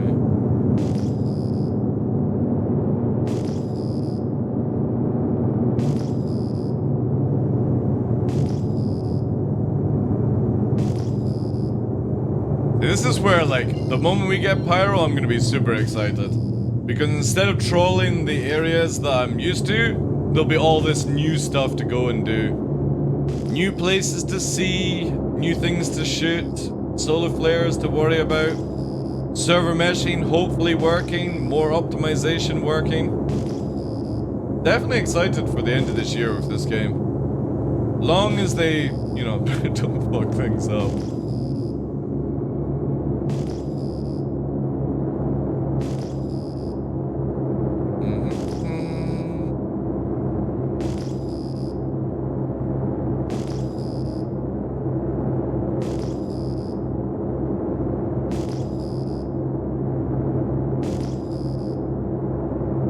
Intel have a new Gen 2.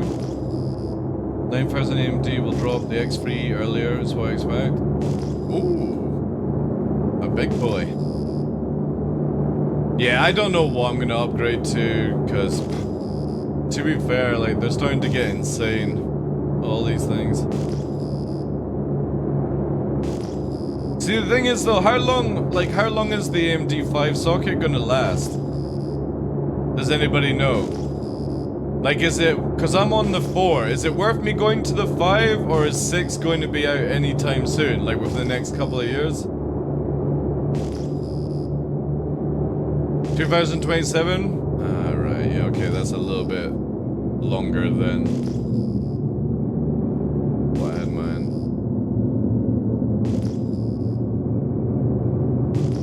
Through 2027, right. Yo, AMD, any chance of a hookup? Could I get a fucking AM5, please?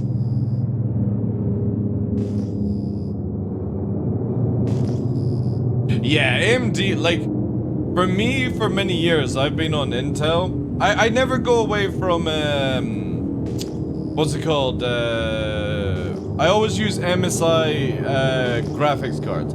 And it's nothing because like I'm a fanboy of MSI, it's just for 10 years they've always worked and I've never had any issue. And I'm always a believer where not to fanboy any product, but if it works, I stick with that product until it stops working, right? So for me, I've gone over to AMD from Intel and it's just been smooth sailing, a fantastic experience. So I will always stick with like MSI GPUs from Nvidia and AMD on that stuff.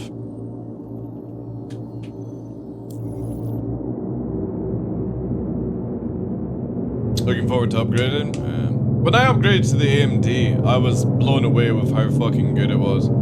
I've just had no issues like I did with the Intel stuff. And again, Intel make fantastic products, just the moment I start having issues, I want to look for something that doesn't give me issues. Because I don't do like fucking overclocking, any of that. I just want to, like, I don't have fucking LED and little dolls inside the PC and fucking water cooling that goes bubble, bubble, bubble, bubble. I just want a PC that fucking works. It sits behind my desk. I don't have to fucking look at it apart from turning it on and off, and that's the fucking thing. That's all I want. I just want something that just fucking works. Any game that I play, it just works. Anything that I do on the PC, it just works. No issues. And ever since it's swapped over, it's been really, really good. Because of that. Less bullshit, just down to what PCs used to be all about. Nobody fucking cared about RGB when we had voodoos inside our PC cases that looked like they had been built from a fucking World War II tank.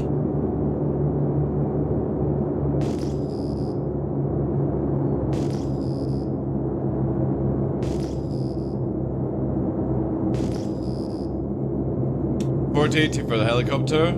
Yeah, definitely when I upgraded to the 40 series, my index was able to do a lot more cooler stuff.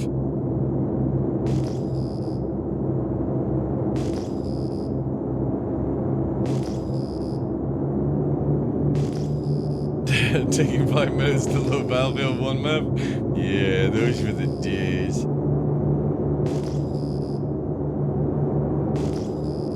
But again, if you look at PCs of like early 2000s, it was just a fucking case. A metal case that you could probably fucking throw at a wall and the wall would break instead of the case. Anybody remember trying to lifting old like 40-inch TVs up flight of stairs? And we're not talking about those little skinny fucking TVs. We're talking about the ones where you needed another person to hold the width of it.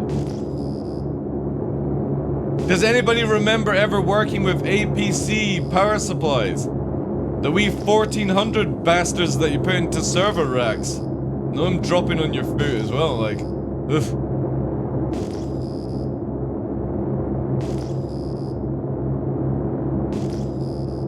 Proper tube TVs? Alright, I guess we are depleted on the old server bounty hunters, so that's RTB.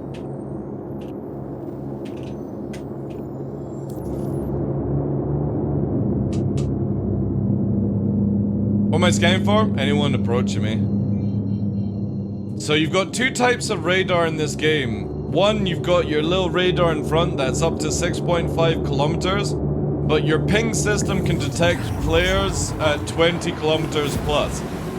So I have it on a toggle system where it keeps repeating it over and over and over again, so that when I'm fighting, I know when somebody's warping in to aid or be an extra or something like that. So I just call it active radar. I'm going boom, pulsing it out so I know. How do you know it's a player? Because up at 30,000 kilometers, or yeah, 30,000 meters, there's no way you can detect ore. Ore can only be detected up to 17, 18 kilometers away. So if I'm 20 kilometers away from the ground, anything that is detected is a player.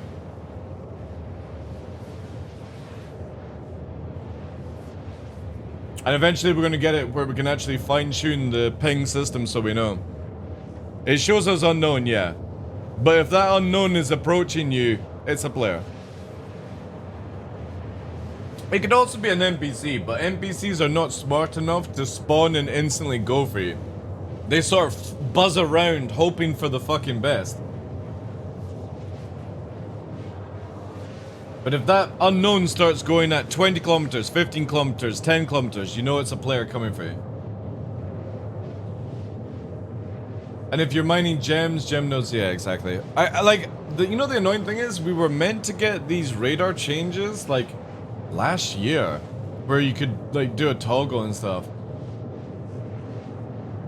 If you're pinging and it's behind you, how do you know? Because peripheral view in this game would show the icon like sitting in the corner here of the screen off the side. So whenever you've got any like notifications, it will show you around. So say I've got my monitor here, basically in here in the corner, it would move up and down and around all the bottom and stuff like that. So even though you can't see behind, but you can also just use rear camera inside the ship to see, and that would help you out. So there's a button to literally look through rear camera of the ship. I don't know if many people know about that one. So you don't even need to go into third person to look at the rear camera. You can just press a button to look behind you in the cockpit. Which I kind of feel like they should remove, personally. I think it's very goofy. Like, if it was able where you could see it on the MFD, that would be a different story, but... You know. Quantum fuel is at 75%. It's like it's hooked up to your eye or something. Goes through the thing. But we've had that for years. I remember the first PC I built with a voodoo card. I ran it on a cardboard box. It came in with a huge but small screen CRT. I remember when people were like, what was it, 600 by 400, and people were like, oh my god, you've got a 600, 400 resolution? Now that when you think about it, it's like, oh my god, we really got excited about fucking, you know, that resolution. Wow, look at the pixel quality. And then when HD came out, everyone was just like, oh my god, you know? You've got 2 megs of GPU. Wow! Man, is that the latest floppy drive? 3.5 inches? Ooh. Ooh, you ballin', you ballin'. Oh man, good times, like.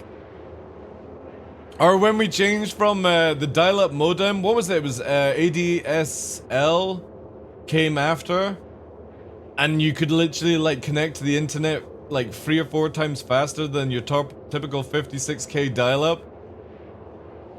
People fucking freaking out. A DL, that's a DSL. Thank you guys. Dual line, yeah. Man, I'm so glad I got to live through all these times. Mission is at 8 o'clock UK time or 1900 UTC, as they've scheduled it for. If it goes ahead at that time, I don't know. Get off the phone, I'm on the internet. Yep, good times.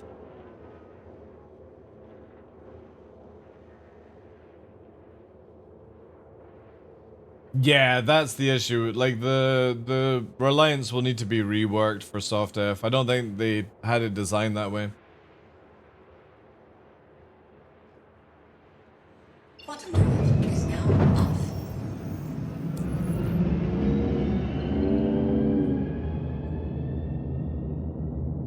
You have to suffer to enjoy the good times? Yeah.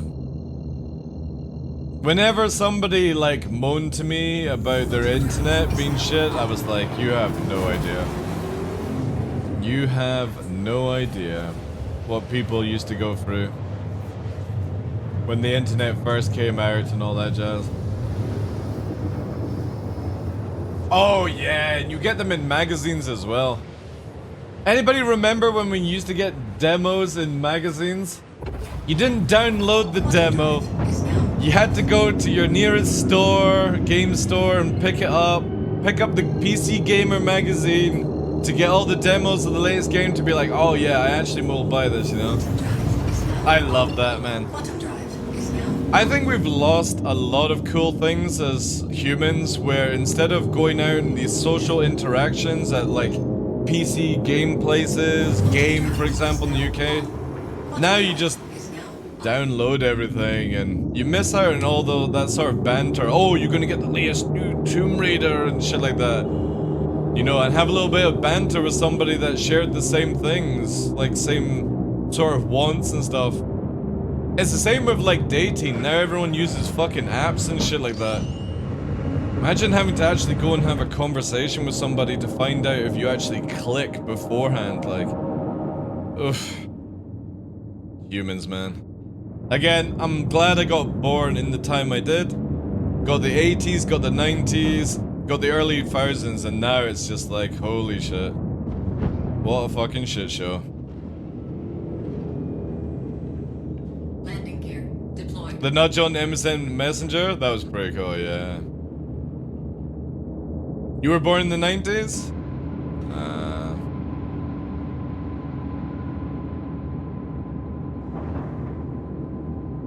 Landing complete. You got mail! Good stuff. Good stuff.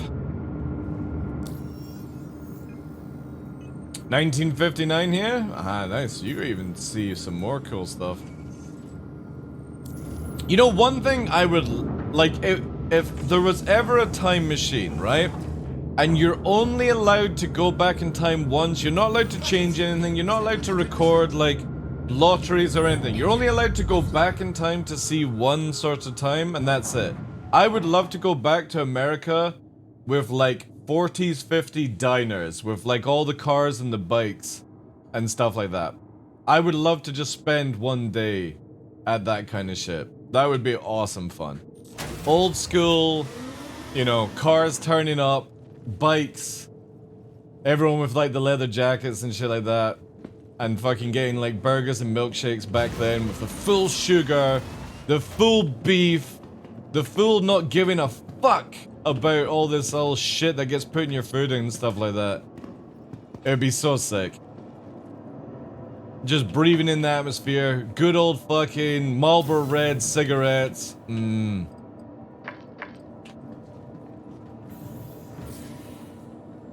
Are you Atari 2? Yeah, oh yeah, I am. Yeah, I think. Welcome to the I am at a Vehicle metal Retrieval festival System. currently, but though I tune in for a bit, appreciate that, Zarsty. Thank you, dude. Space Invaders and Pong, yeah. One of my first like major game to play on the PC was Pong. It's a lot of fun.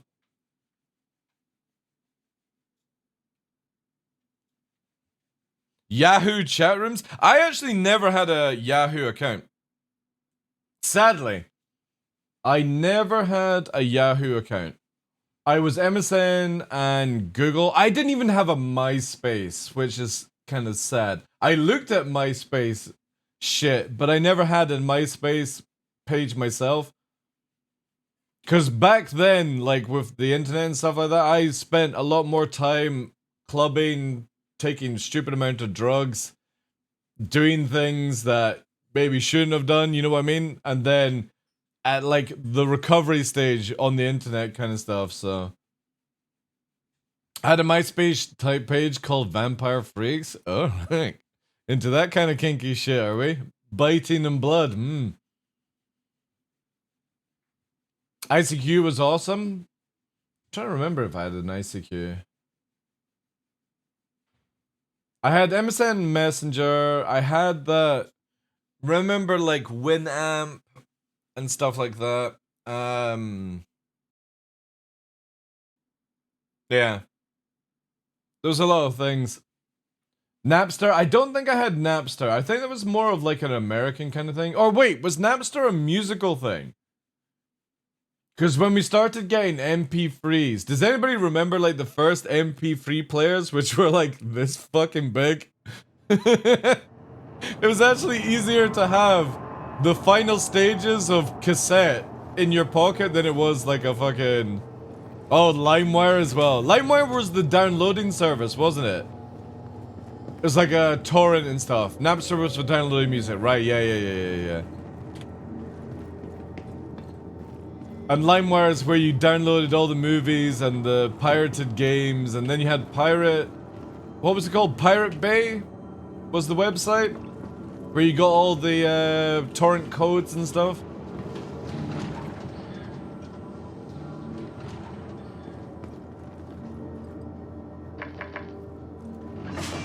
Pirate porn? There's many websites like that right now, dude. Pirate Bay, yeah. What year did we stop sort of doing torrents and stuff like that? I think it was like when everyone started getting better internet, right? And you could just, it was better to, like people were freaking out about all the pirating kind of stuff, right? Pirate Bay still going, really? That's crazy. Fake mirror sites, yeah. There was a lot of shit that went down where companies started having to like do their own thing, and obviously right at the head of the curve was like Steam. Steam really like made sure that there was like a safe place for you to download games and do stuff that way.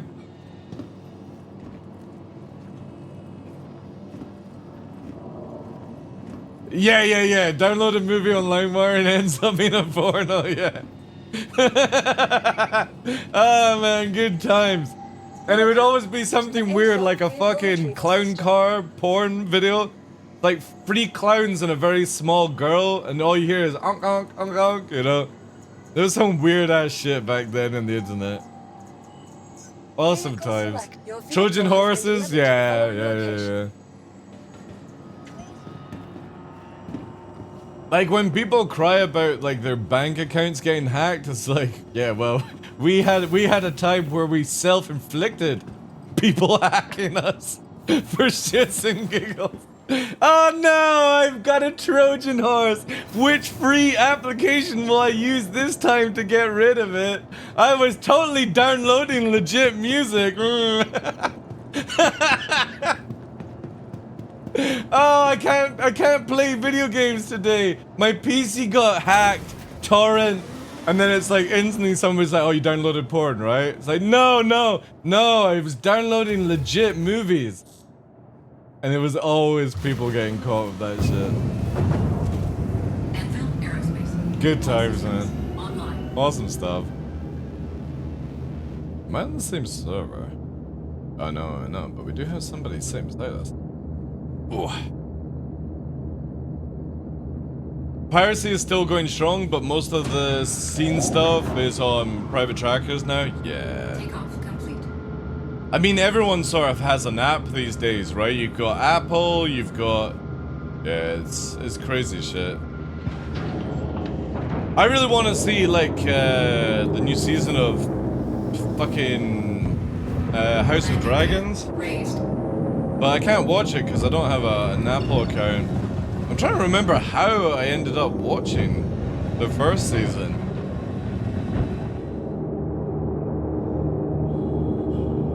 I hate how there's just so many different bloody places now. That's why I will always say Steam is the best location to play video games.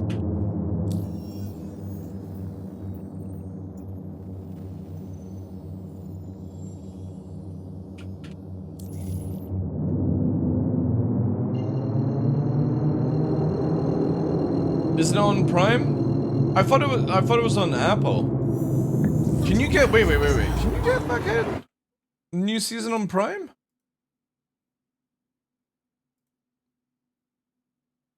You got The Boys on Prime.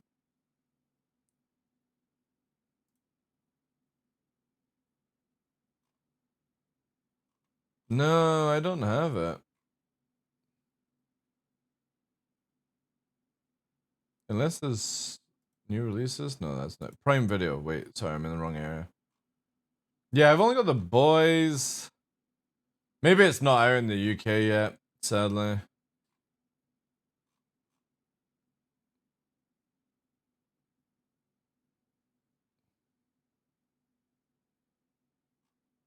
Ah, it's a shame. Yeah. The Boys Season 4 is out? Yeah, we got a new episode tonight. With that. I was looking for the new season of House of the Dragon. Or House of Dragons, whatever it's called. But I saw an advert saying it was on Apple and stuff like that. You need a special sub on top of Prime sub to get OBS, which owns the right to most HBO shows in France. Alright. I wish there was just one place I could sign up for, even if it was like $30 a month. You know what I mean? It just gives you everything.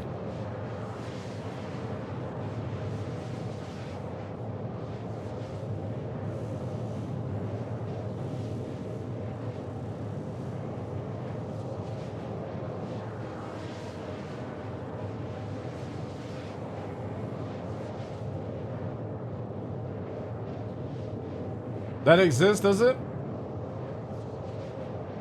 Hmm.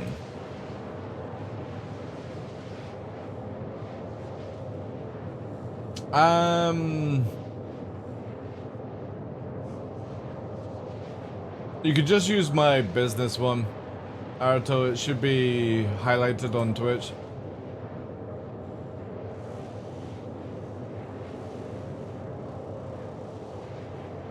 Dark Matter on Apple is fucking amazing. Oh, I've not seen that. Thank you, Aruto.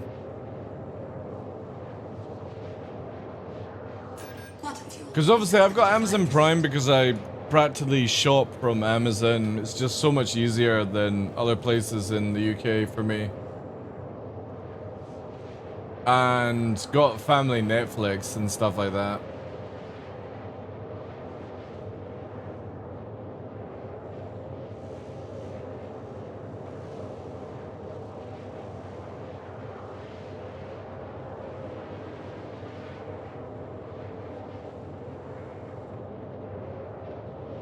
I know there are many services for all the vids, but locked to different services for that one series you want.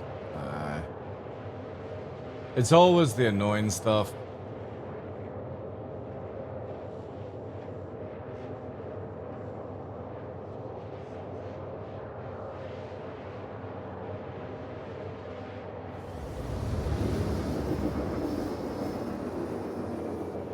There are some rules about the site to avoid it getting taken down. Basically, don't link it publicly, etc. But the invite email sent. I've been using it for a decade now, and it's reliable.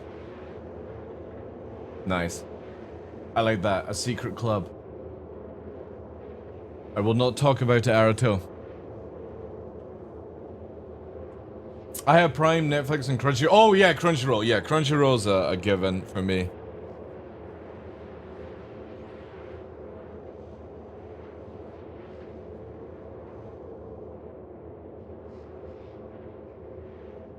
Hey, Prez, how you doing, dude? Too many streaming services now, and more people going back to sailing the high seas. Again, this is where, like, I think it'd just be more logical if somebody, like, had a legit company that basically did the middle for, you know what I mean? Like, you made it like $30 a month, and Netflix gets $5 of that money. You know, the main company gets 5, and you know what I mean? And that's... They start going, right, well, we're going to be on this. It's like a Steam for streaming services, right? But it's like movies and anime or whatever. That would be kind of cool. If they had stuff like that. The same as like music platforms and stuff. Like how Spotify do it, you know, but for movies and programs. I'm surprised nobody's managed to like convince everyone to be a part of it. You'll get more money if you did it that way as well. Make it nice, cheap, and affordable, and just get more people backing it.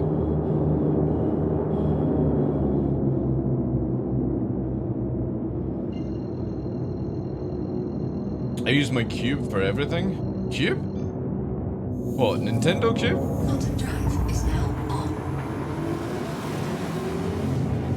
on. I know. Britain's going that way as well, though. Oh, Fire Cube, right, okay. Britain's going that way where they're constantly having new services. Quantum drive is now off. It's the same as like we have to like pay for a license here to watch TV, which is so insane. But if you're watching internet TV, they still want money for that. It's like, just let it fucking go, man. It's so primitive.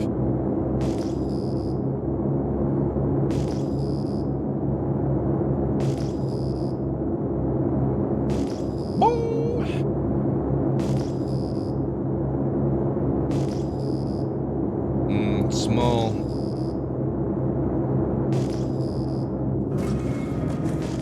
But we'll kill it anyway. Because it has an EM signature. And it's got a fucking shields on.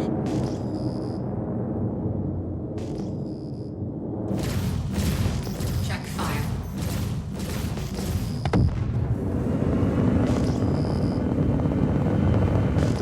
But possibly they just recently left the server because we didn't get crime stat for it.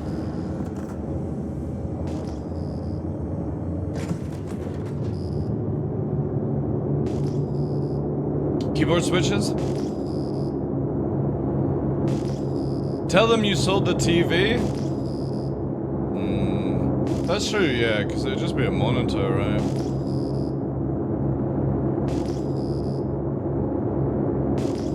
We have $48 per TV tax here for cable TV streaming. Or streaming avoids it. We need that in the UK. Hunting rebel scum, I see. I am, yeah. I'm Team Xeno. Whilst everyone's fighting Xeno at the fake event, I'm hunting Xeno in the fields. Or sorry, I'm with Team Xeno in the fields. People just don't know yet. Wait till I get that Xenofret skin on the Hornet. That'd be sick, actually. Because the Xenofret have like a really cool kind of like unique skin. I really hope in the future CIG are gonna make it where you can get skins for the factions. Oh no, please don't fucking have a heart attack.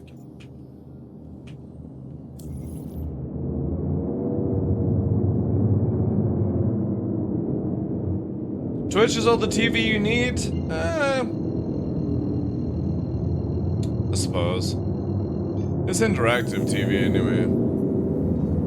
A Twitch TV app? That would actually be kind of cool. Yeah, I use left and right joystick, pedals, and a throttle defeat. The difference is, like, unlike a lot of people, I have the pedals or the joystick in the middle. So left joystick, throttle, pedals underneath the desk, and obviously joystick in the middle here. That's how I fly. LG have a Twitch app? That's kind of cool. Quantum drive is now off.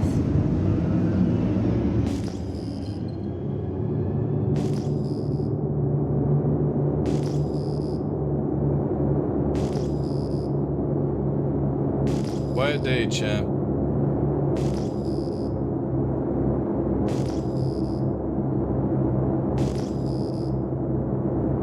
Oh, hello.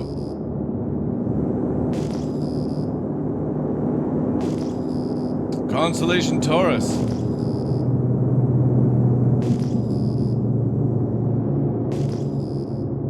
Its shields have gone up, so we'll do the same because it's going to start missiling at 11 kilometers. We'll put all power to engines and push as fast as we can towards in a straight line.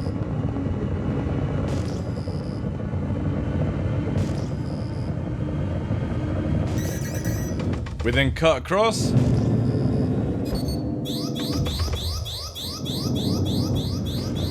And as we push here, we're gonna drop chaff, so it moves into our chaff. And it can't see us. And then we're behind.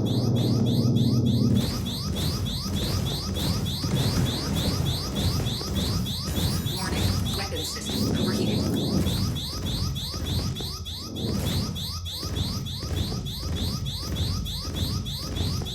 Warning, weapon system overheating. Target destroyed. There we go. And now we have to go and land somewhere because we got the bug sound, sadly.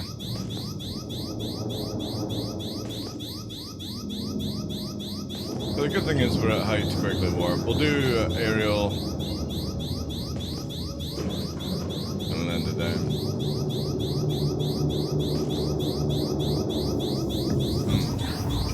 The missile was coming in from long distance. We might have a secondary target coming in, but it could have just been a missile radar bug. We'll quickly go land so I get rid of this shit, because it's super annoying. I'm sorry, guys. We'll do Bezdek.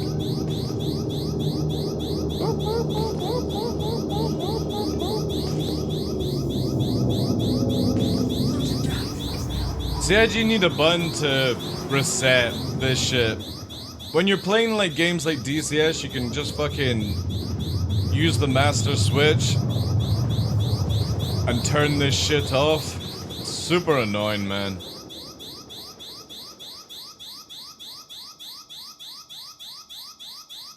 Yeah, that's it. Master caution off, yeah. I don't know why CIG don't have that built into the game. That just clears the sounds. Take it to the dealership. It's super annoying. And the only fix I know of is you have to get out of the seat, so...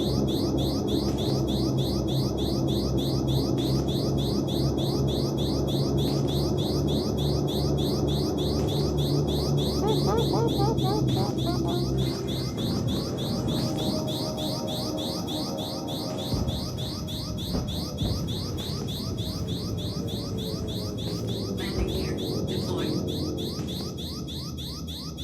Landing complete. Takeoff complete.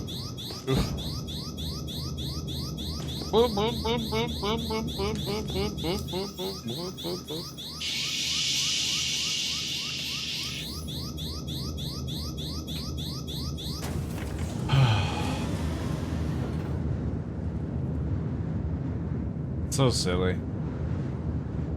It's so silly that we have to fucking do this just to clear a sound file.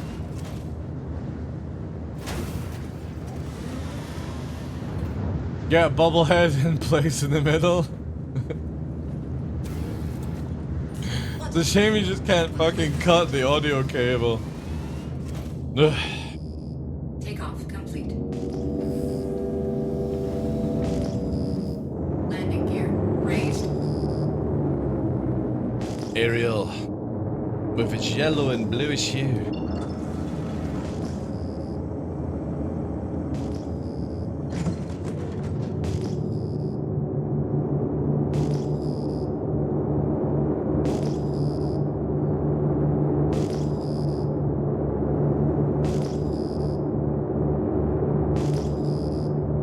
Sorry about the brightness.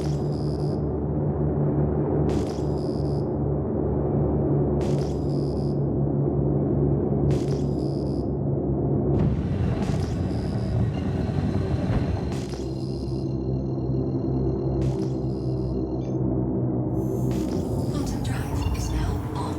Quantum drive is now on. There's Hurston. Terrible. Yeah. There.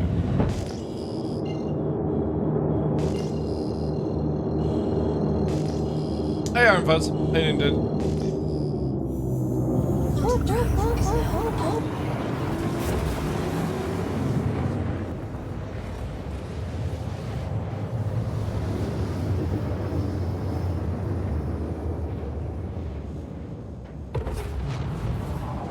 Quantum drive is now on.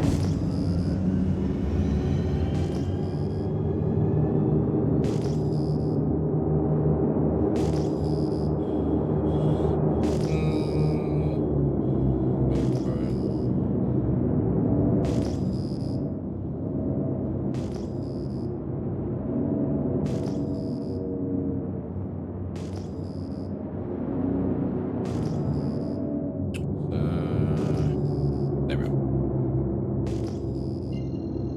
Server meshing today, yeah, but it's on apparently a free 22 build, so like for me, I don't know if I can be bothered to download it. Because they're just wanting you to basically warp from one place to another, and that's it. And to be honest, I could just go out and have a barbecue instead. I'm totally down for the 0.2 Evo Caddy patch.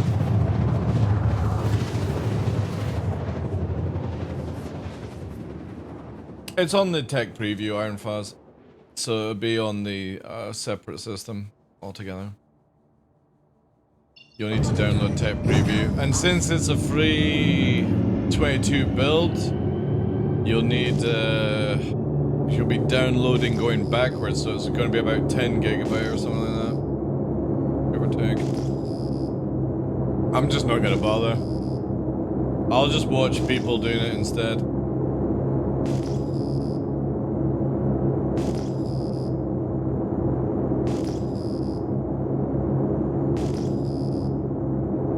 I just don't want to go back to an old flight system. It'll just piss me off.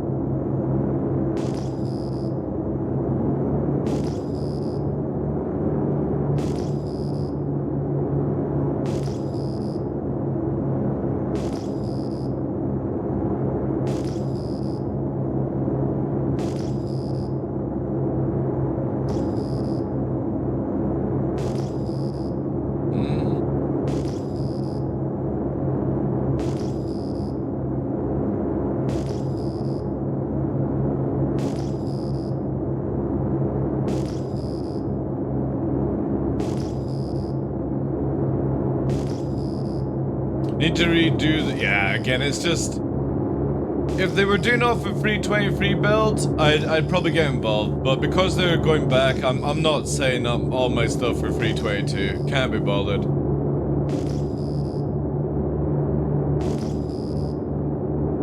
Yeah, but again, just, it's like a day's test, it's just not worth it for my time, sadly. If CIG were doing off free 23, that's a different story. But yeah, I can't be fucked downloading it if it's gonna be a 22 build.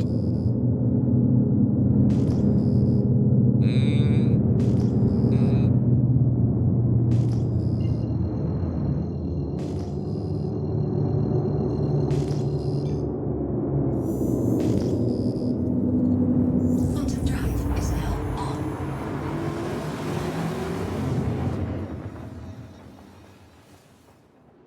Hey Silva, how you doing, dude? Thanks for the bits. The test goes well, they'll probably add in free 23.2 anyway. Well, no, that's Evocati tomorrow, dude. Evocati is meant to get 0.2 tomorrow, but they've been saying that for like 3 or 4 weeks now, so.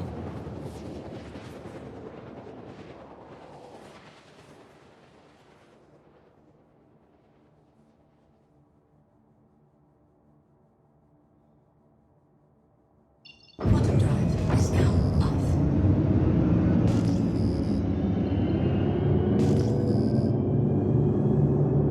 Think I'll spend longer in the options than the verse. Yeah. It's only up for 4 to 6 hours, they said. I'll just wait until they've got it on to a free 23 build. And then I'll happily test it then, but yeah, I'm not wasting my time downloading an old build. Screw that. Because again, it's like, you're not going to be able to do anything that we have right now. You're just going to be a guinea pig warping back and forth, and that's it.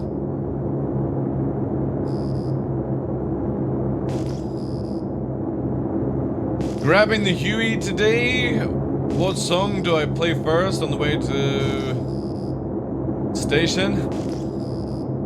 Oof. A little bit of Long Time Sally. So you'll need, this is what you need.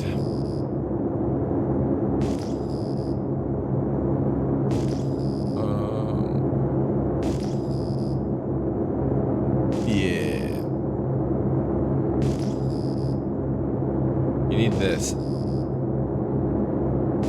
Nah, Fortunate Son is when you're in a crowd, right? Because you gotta be flying in Dutch. If it's a solo Huey.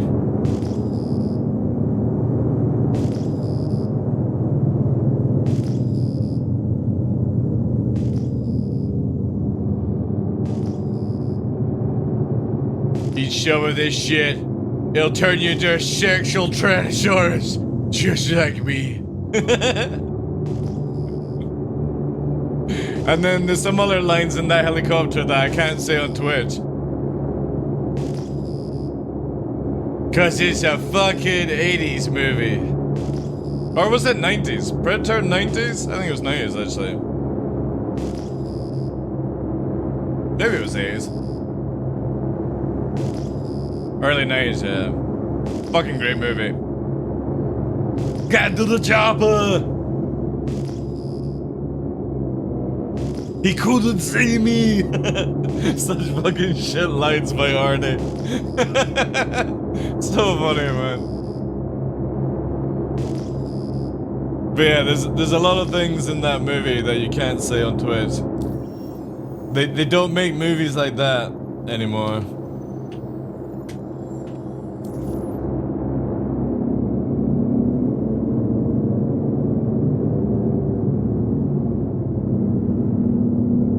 Oh, it was 80s, yeah?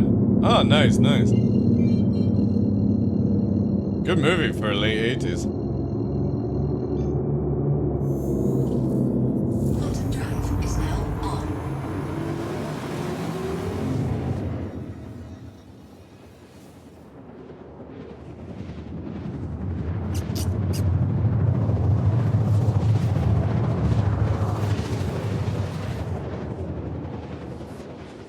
Number 2 was 1990. For me, I just didn't like number 2. I like Predator 1. I like the one Predators where they're on the actual Predator planet thing, jungle. I thought that was good. I liked the Prey, which was the Native American one, which was fucking great. Like, that's a really good Predator movie. But number 2 was just like, it felt like it was just pushed, you know? For the whole sake of it. And it wasn't the acting from, what's his name? It just felt really fucking weird, man. Let's get rid of any of this extra shit.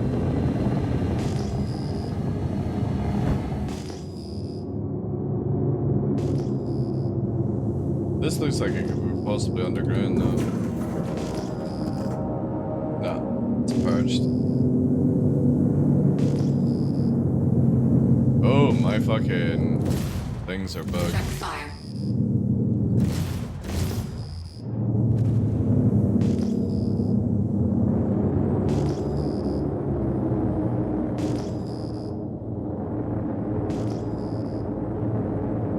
Yeah, shit, one of my pips is fucking broken. There we go. Good old reset.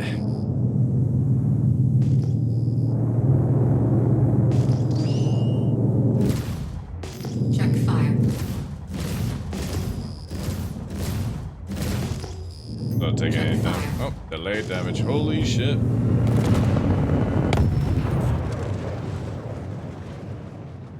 Why did I know that was fucking coming, chat, with the atmosphere desync shit? I should have realized the moment that that ship didn't take any damage, I shouldn't have fucking pushed down lower. I fucking knew it was coming. But in the back of my mind, it's like, oh, it might be just delayed shots. But it was the first thing that popped into my head. I was like, shit. It's the atmosphere fucking bug. Was your tiling? Sorry. It was just parked there. I really hope CIG can do something to fix this atmosphere shit. It's so random as well.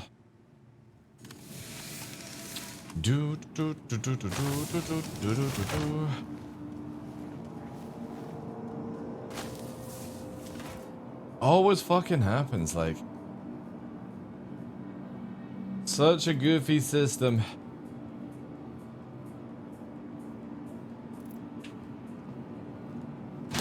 Good Thursdays, how you doing, Devs? That's annoying because the server was feeling good as well, but yeah. I should have definitely just fucking moved away. Gonna have to always watch that. When we ever see like a ship not taking any damage, get the fuck away. Even if it's gonna break your shields or something.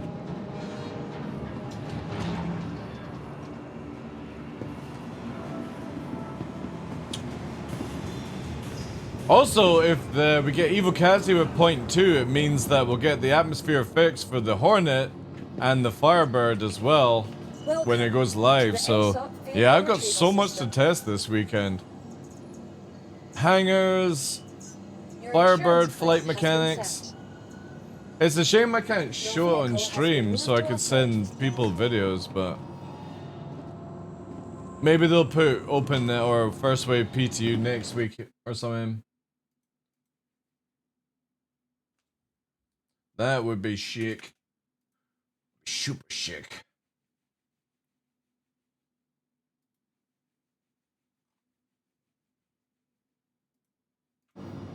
Just crawled out of bed. Fair dude. A little late. Did what we were saying before? They wanted to do 323 waves fast. I'm hoping that still applies, Pox. I hope that it's like Evil Catty on Friday, first wave on Saturday. That would be sick, man. I would love that. I'd be all over point 2 in a heartbeat. Get that testing down. So maybe that'll be the case. Maybe it's just a quick Evil Catty patch. Saturday, they do an open wave or first wave. I really hope CIG could get it out to live by the 28th. I doubt it. I think it's going to be the 4th or the 5th of July. We'll be live for point 2. But I kind of hope that CIG can get out before the end of June. Because that means they would be on track for 4.0. Give or take. And I want to believe, chat. I want to believe. I want to believe CIG can do this. The server meshing playtest goes well tonight. Evil Catty goes well tomorrow night. First wave, second wave, open wave goes well next week. And we get release of point 2. That's one way. And then I want to be like, right, we're preparing Evil Catty 4.0. And I will be drooling out of my fucking goddamn mouth when that happens. I'm gonna make sure that I take off my trousers and pants and sit here completely naked whilst I play Evil Catty 4.0. And then go on the next day on stream and tell you how bad it is. Be like, we don't want it. We don't want it.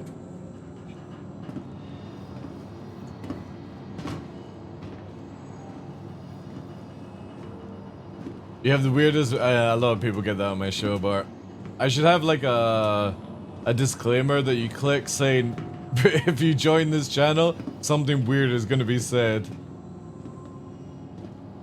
We're talking about Evil Catty tomorrow, and hopefully CIG can get it into open wave by next week, maybe live by next Friday. Again, doubtful, but it would be a good dream. And then 4.0. Oh yeah, very excited for point 2. Point 2 is not so much about like the cargo stuff, like where you can have a persistent hangar. I don't really care about that too much just yet. I only care if we get like org hangars, right? But what I'm excited for is the idea that you can take somebody's guns, modules, put them in the back of your ship, take them to your hangar, turn them into a box, goes up the freight elevator, and you can sell them. And I'm very excited for that, because I love doing black market gameplay. So like selling armors, like if anybody's looking for a legendary armor, or Xenofret, basically. I've got a couple of legendaries in stock. I love doing this gameplay loop. However, it looks like the surface. Like here we go, like free gold tickets still. There's the legendary armors, the and then the Xenofret stuff. So I like catching the stuff. It's the same with like railguns. If people were like, obviously we don't need railguns because people have plenty, but I have a lot in stock. If people were wanting railguns and stuff like that. So I love that gameplay loop. So if I can kill somebody and then literally strip off their guns that work and bring them back to base and make money from it, from either players wanting cheaper weapons so they don't have to go places, like attritions and stuff like that, it'd be sick. Welcome to the ASOC vehicle. I wonder if retrieval they'll give system. us weapon component rocket racks probably later. Maybe. Who knows? But yeah, Insurance claim very has your excited to vehicle see has been moved to our storage where facility. point 2 takes us. And that's really all that I care about with point 2, is just this Vehicles- ability your to vehicle- start doing more cool selling sort of things, like Space Amazon. It's like, oh, I need to go to Grim, or I need to go to Hurston to go and get this gun, and I could be like, no, you don't need to. Just meet me in my hangar, and here's a box that I can trade you. And then you put up your own elevator, however it works. Obviously, we'll have to test it. Maybe I have to undock, and then you grab the gun, or whatever. I can't wait to see where it goes.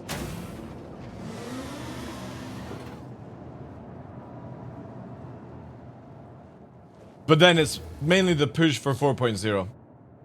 I really want CIG to bring out 4.0 before CitizenCon, Enter aerospace. All just to systems see how, online. like... Yeah. Be sick. Thank you. This is you. You are clear to launch. Takeoff complete. Exactly, Dolphin. Exactly, dude. I love that gameplay. Used to do it, like, before you could get railguns everywhere, I was selling railguns out the back of a Pisces like Del Boy from Only Fools and Horses. It was amazing fun. And then CIG took all my fun away from me.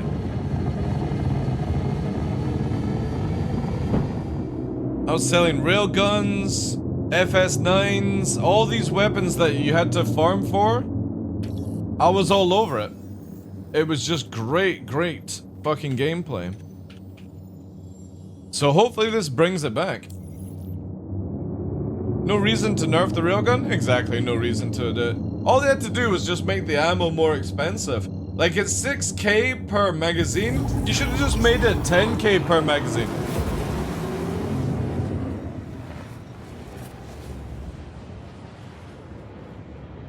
Again, no reason to nerf these weapons. If you got blapped by a railgun, that was on you, really. But yeah, I can't wait to get my, like... This is where I might keep a Banu Merchantman. I've got one of the $250 Banu Merchantmans from back in the day. And I'm half tempted to keep it just purely for my Del Boy gameplay loop. But I would need an alt to hold it, you know what I mean? Like, I need it to the stage where I can give my alt the ship, even though it's connected to my account. They can log it off and log it in when I need that Del Boy ship. And then I'd be totally down for that stuff. So I've got this, like, floating stash in the game, and you invite people to come to the stash. It'd be really cool.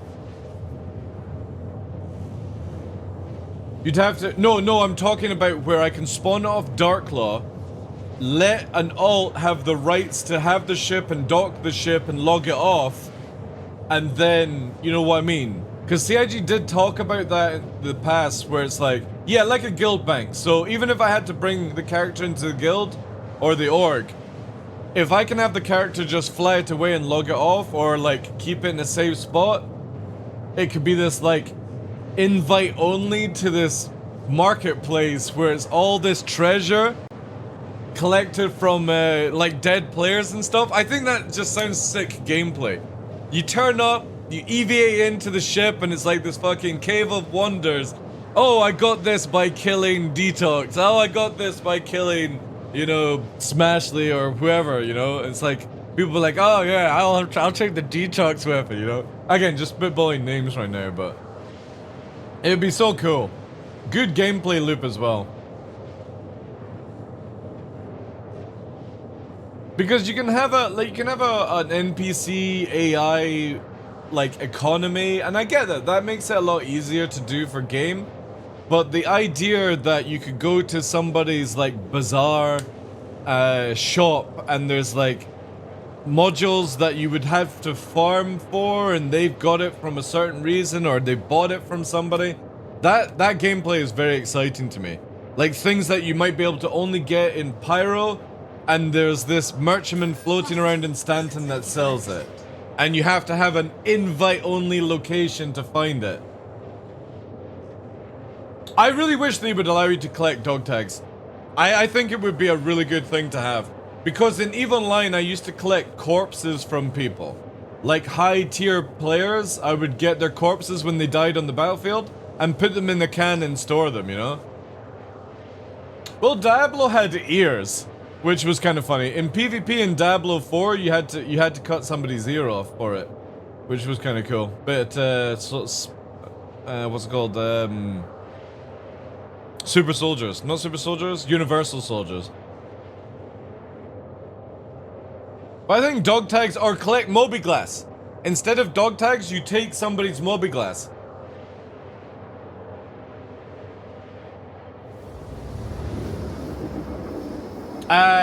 Once it hits 12 months, you should get it, Bart. On the 12th month, you should, or like the end of the 12th month, you should get it. But no, they didn't get rid of it. It might just be delayed. Spine and head? Alright, Predator. I want to take out their head and glossing it up for my collection. I want jars of hands. You'll double check, yeah. Maybe just log out, log in kind of method. Now that the Moby is in contact, maybe we can take out their eyes. Who knows, man? I know CIG does want to go a bit dark with the like the idea of body shop or like selling human organs and stuff like that. Maybe you could decimate, or was it? It's not decimate, it's mutilate. Mutilate players and yeah, organ harvest and stuff like that. Most likely you'll push them into a box, pull a fucking lever, and it'll make like a little happy tune, and out pops a jar of like a heart. Fucking, you know what I mean? Get a fucking leaf blower, shove in the mid. Quantum drive is now off. That scene from Deadpool with the leaf blower, holy shit, man. Or the leaf, no, it's not a leaf blower, it's the wood chopper. Quantum drive is now on.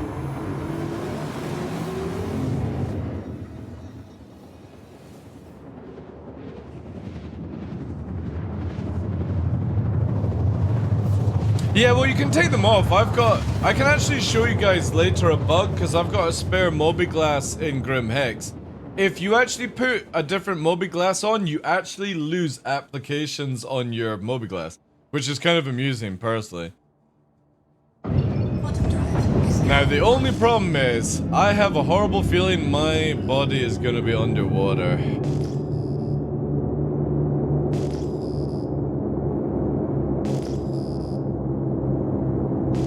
And what if we randomly explode again? I'm done.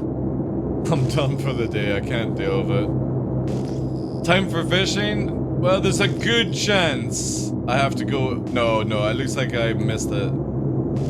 But this is so dodgy, like kill the Vanguard and then just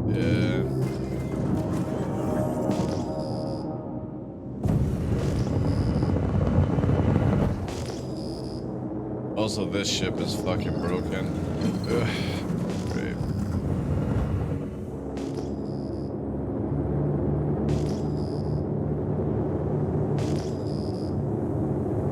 Also, where the hell did it go? The fuck? Ah, good God.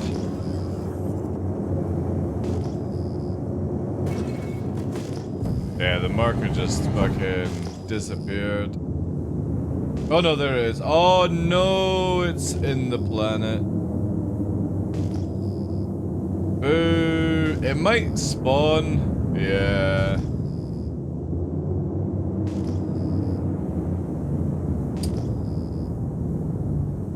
Yeah, the body is either in the water or it's gonna pop up or something. Yeah, sadly. Looks like a lost. Boo!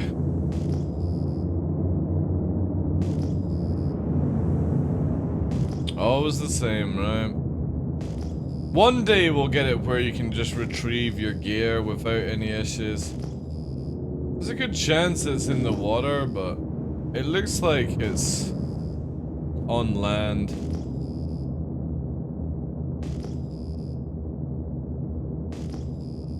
Because we killed the Vanguard is like there. So I killed the Vanguard like that. Oh, the Vanguard actually has some boxes.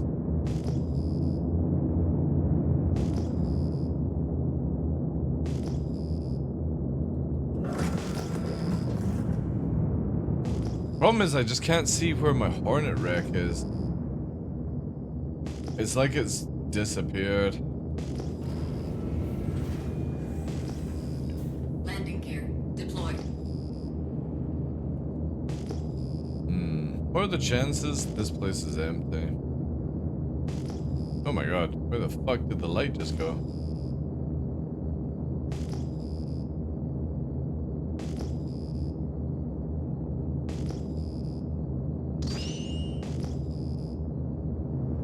Landing complete. actually want to be a little bit more. Yeah. Landing complete. I don't think I got crime stat for the thing above, did I? Engines offline.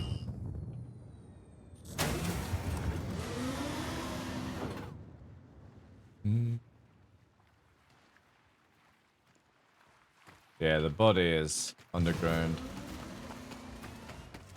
Oh well. What do we have in this box? An empty? I like how the game just keeps giving empty boxes, yeah. Whoa! Oh shit, shit, shit. All the NPCs just spawned at the ship. Oh, thank god they're not aggressive. That fucking bug. All the NPCs spawning. Engines online. Takeoff complete.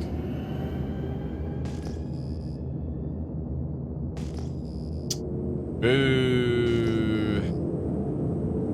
Man, I swear I go through so much gear from bugs alone.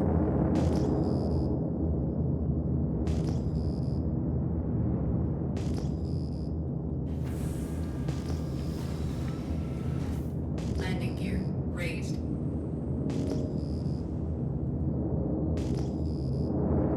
So the thing is, I just don't know where my ship went down.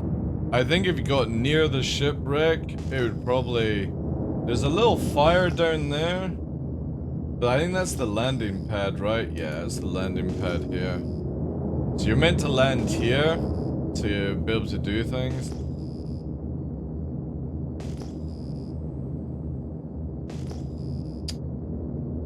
Man. I swear I've lost like 3 sets of gear this week alone from just bugs.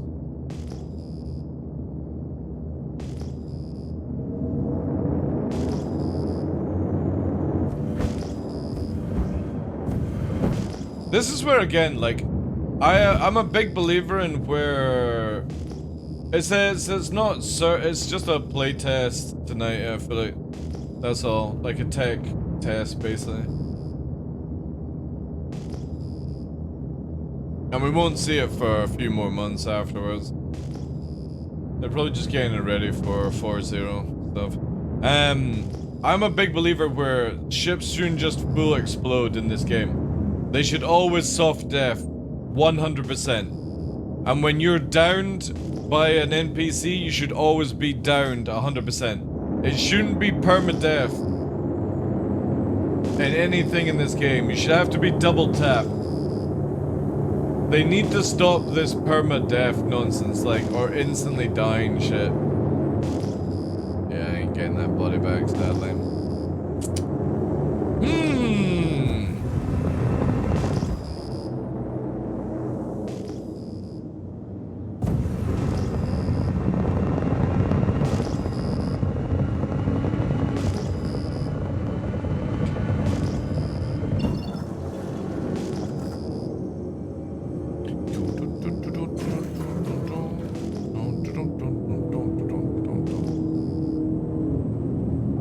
Crashed the desktop here whilst quantum driving. Reported insights and now verified down. But there was a hotfix this week. Also a launcher download as well. Not gonna lie, I thought they did away with corpse markers. No, you can also dismiss them. It's just they're very bad icons. It's just always this little B thing. Which sucks. Oh man. Getting so bored of losing gear.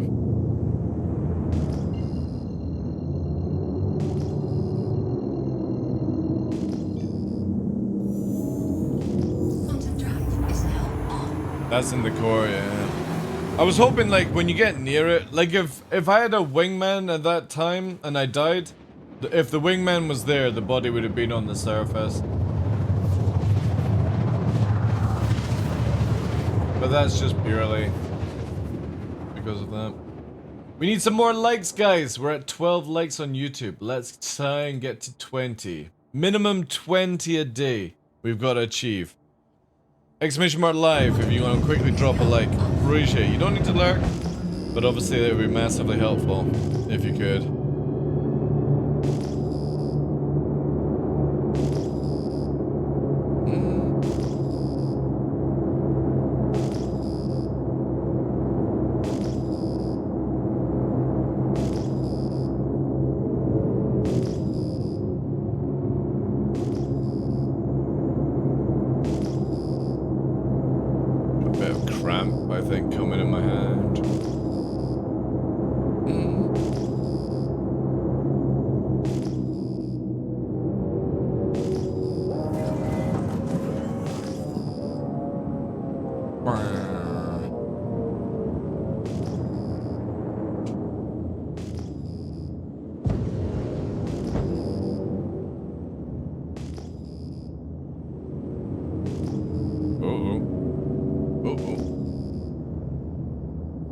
Who's this? Who thinks he can hide? That's also a bit far because we're trying to see this. Diffs thinks he can fucking cloak up.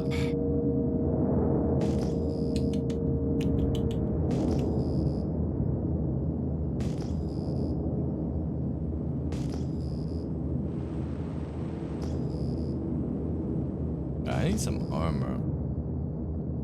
Let's have a look. Who do we have here? We do have an unknown box. We do have some NPCs.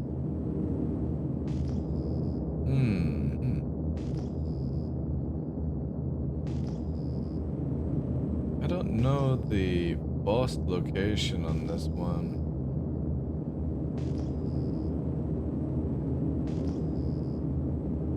There's some other boxes, RMC and stuff. Maybe time to take a little land and see what we can get. Protect me, Divs. Landing gear deployed.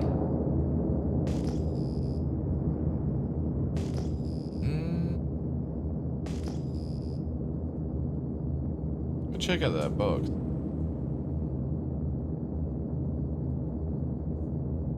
The gem box, right? Landing complete. Landing complete. Engines offline.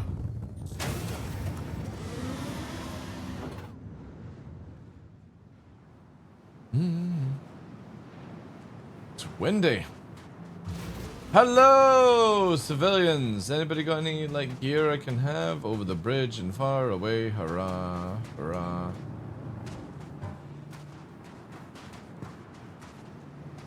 It's your friendly neighborhood. Oh my god. A fucking sweat fest here. This is the... Oh, this is the box you're talking about, right? What does that have in here? Oh my god! Wow. Fucking rich. You guys got any gear? No. Nope. Nothing that I can use.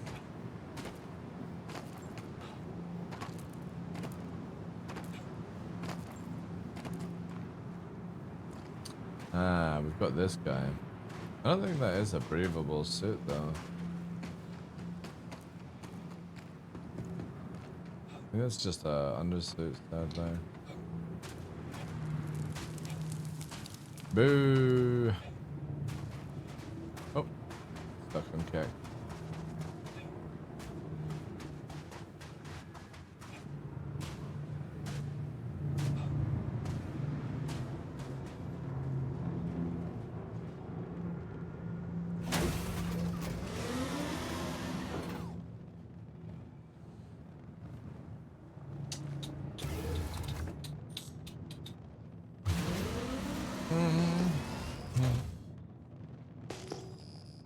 Engines online. Takeoff complete.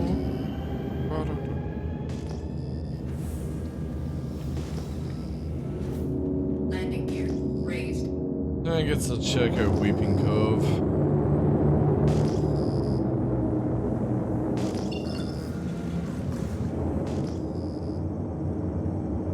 You know, there is an additional zoom feature bug in precision mode using... Yeah.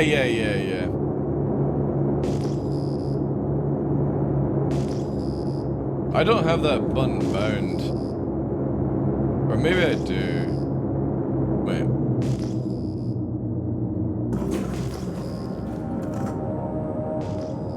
No, I don't. Let me go and fucking check this out.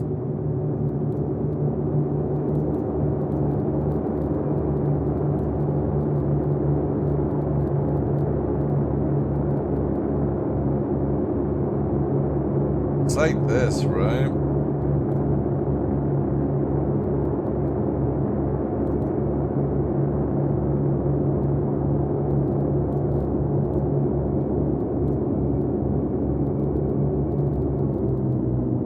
What's I need to see?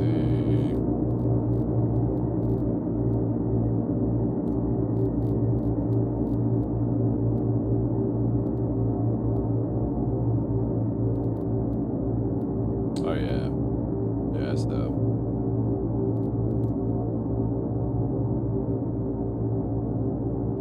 Because you're able to do this, right? And then... No, that's not zooming. There you go. You hold it to zoom.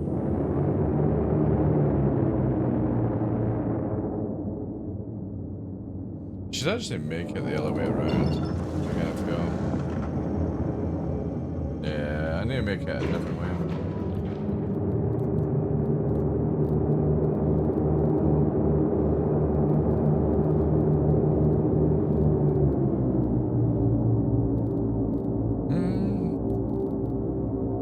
You know what I'll do is I'll do it here actually.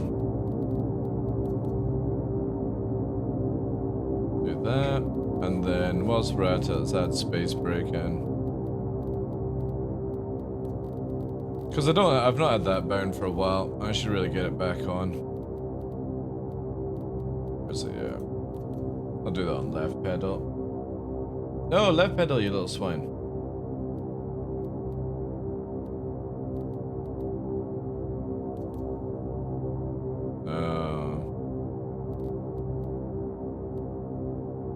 Maybe that'll do it.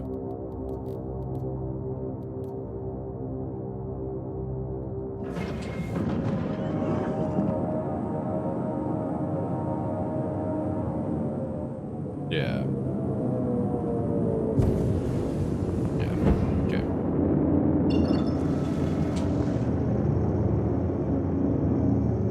I'll keep these settings.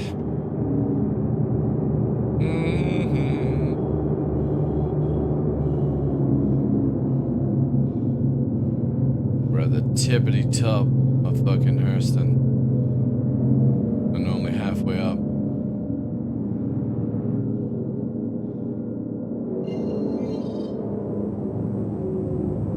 You know that this was the height that you used to have to start slow boating in at Hurston, and it was so cool. Just seeing the locations come in. Now CIG have you warping in everywhere. Just takes all the fun away from it. Bears.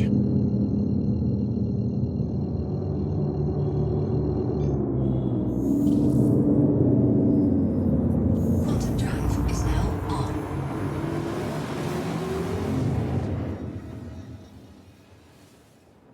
$19 likes! Thank you so much, guys. Appreciate that on YouTube. Thank you. Oh no, my frames are going down. Mayday. Come on, internet, recover. Recover, internet, you can do it. Do it for me, internet. Do it for me, internet.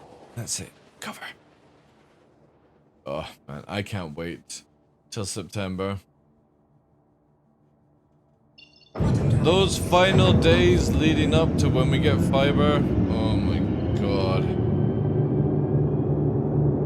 And I can't wait a week later to call my copper line in 4G and be like, bye!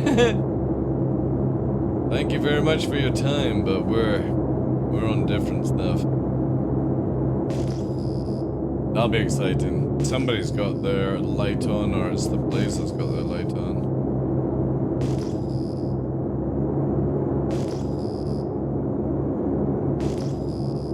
No, it's just the place, actually.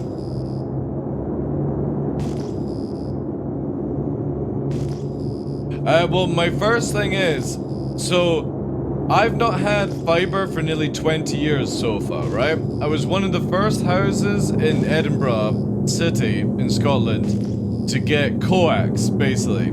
Fiber to the house and then coax inside the house. And it was amazing. But then when I moved, bad stiffs, alright. When I moved location, I basically got down to like your typical 20 up, 20 or like 6 down. Then I moved to a 5 down, 0.5 up for 5 years. And then I moved to where I am now to get 30 on 4G. So it's been 20 years since I've had fiber speed. And when Grand Theft Auto 5 came out, it took me 5 whole days to download Grand Theft Auto 5. So the first thing I'm going to do when I get my fiber is I'm going to download Grand Theft Auto 5 and then uninstall it without even loading it. Just purely out of hatred of missing out on that game. Then I'm going to see how fast it takes me to download the whole of Star Citizen, because if that's the case, I'll start doing brand new copies for every patch. Instead of having things like that. So yeah, I'm looking forward to doing certain things. I don't think there's anybody on this server, sadly. Gonna RTB then. But also, I've never played Cyberpunk. I actually own Cyberpunk. I've never played it. So I don't know. Maybe I might actually play it. I don't know. Do not know. We'll get to be able to do more things anyway. It was painful, like beforehand, before we had the Delta patcher, I had to download Star Citizen every time at like 40 gigabytes. It's crazy.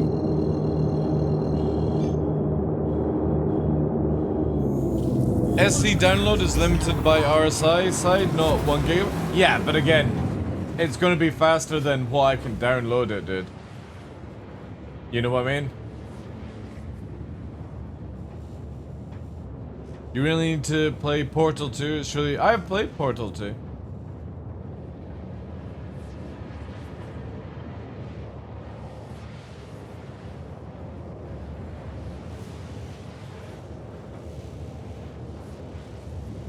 Hey, Tough. No, not played Cyberpunk.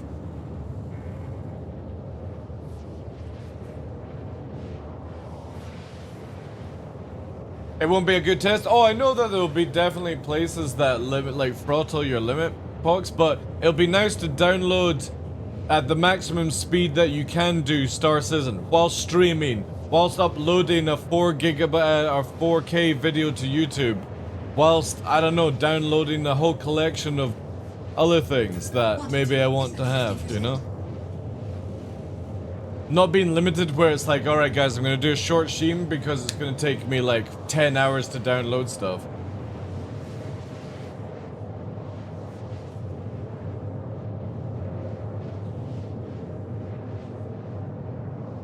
Full fresh install download plus the catalog is about 2 to 3 minutes for SE. Is that how long it takes you to download the whole Star Citizen? Oh yeah, that's good. That's good. I remember when Noobifier got his 2 gig line and he said that he downloaded some game in like 5 seconds or something like that. It was ridiculous. Like a full like 60 gigabyte game in like 5-6 seconds. It was just mental. I'm like, dude, that would take me all day.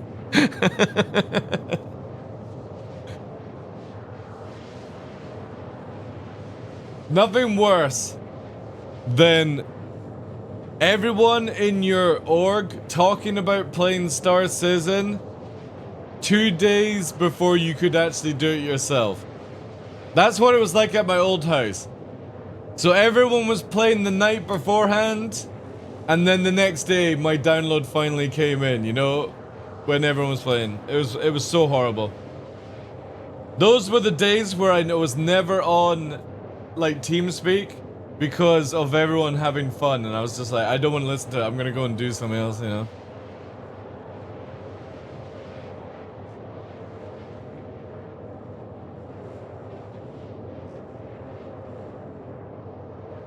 Yeah, that's what I'm talking about, Bart. It was painful. Again, it took me 5 days to download Grand Theft Auto 5, and by the time I actually downloaded it, I couldn't be bothered to play it. I was so bored waiting that I didn't want to play the game anymore. So I just went and played online mobile, the online version, sorry. Yeah, because I only had 5 down in Italy. 5 down and 0.5 up was the maximum I could have. And on a bad day, it was like 2 up. Sorry, 2 down. And stuff like that. That's what my old internet used to be.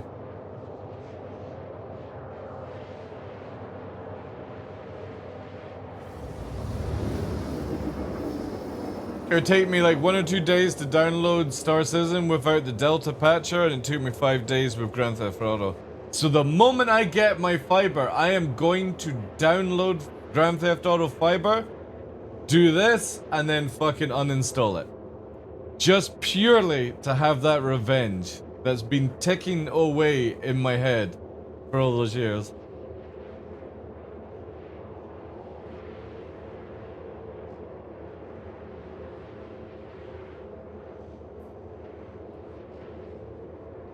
Warning, quantum fuel low.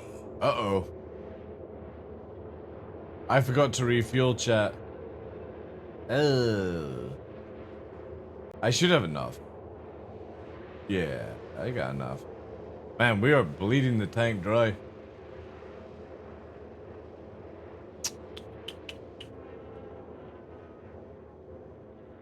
Yeah, I can't wait. But that's why, like, I wanted that thing, Aruto, that you sent me an invite for, is because once I get the fiber, I also want my mother to move off, like, cable, Sky kind of nonsense in the UK, and just start using internet stuff. Internet TV, basically. Because it'll save her a huge amount of money every month as well.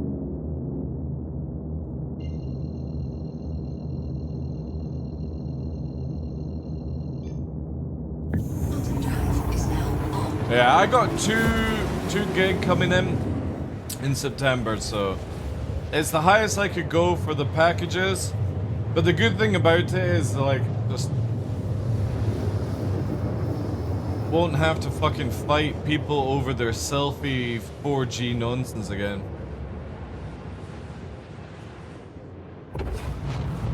Quantum drive is now off.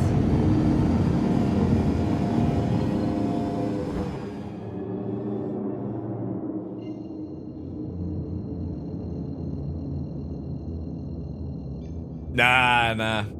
I thought you'd have that. Quantum drive is now on. See, the good thing is, like, streaming doesn't use the whole of the 2 gigabytes, so if you're ever doing 1 for 40p, you only need 18 to 20,000 bitrate. So again, like, it just means that there'll be multiple things that you can do in the house. Download games, watch TV, blah blah blah. Quantum drive is now on. Quantum drive is now off.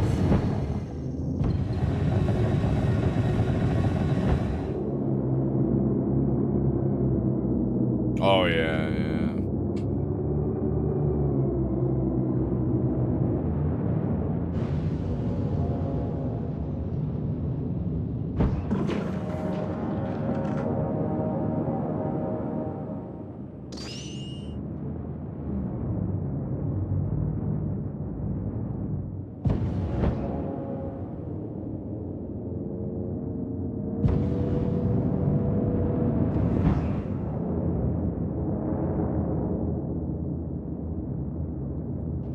B90 modem, all 2 kilobytes per second.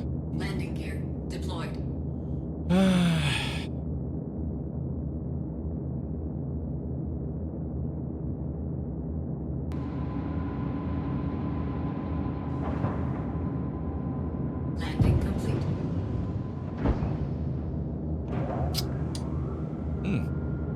It slid quite a lot.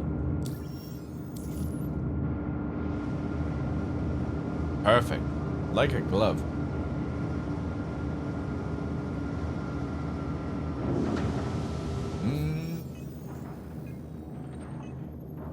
Fit like a glove.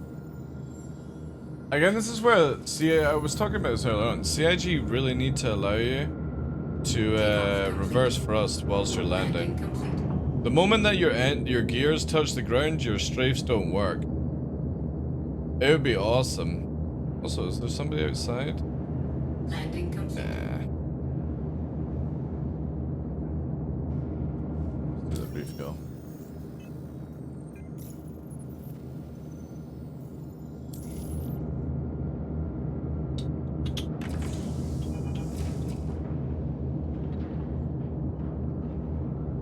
Quantum fuel is at engines offline.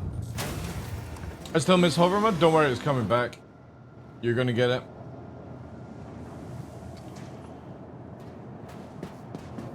A little bit off. Auto hovering's coming in.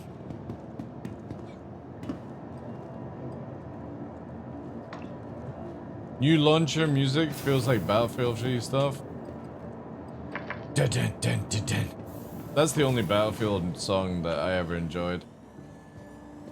I think it was Bad Company, right? Bad Company 2 that did it.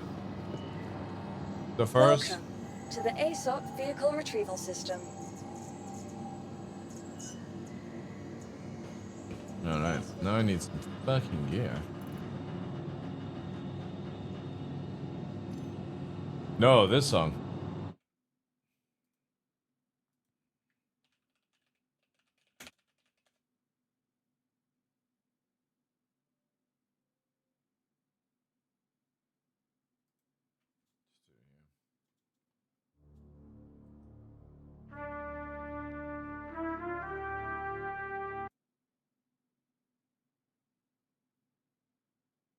Who is this?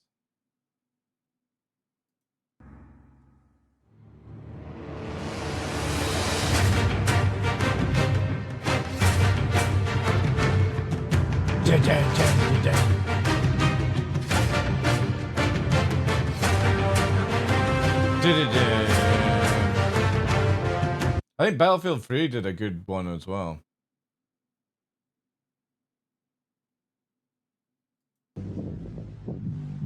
Oh yeah, it was this one, right?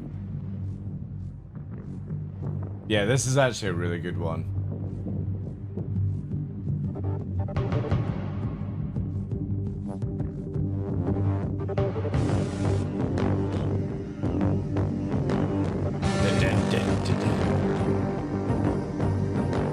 You're saying Battlefield 4?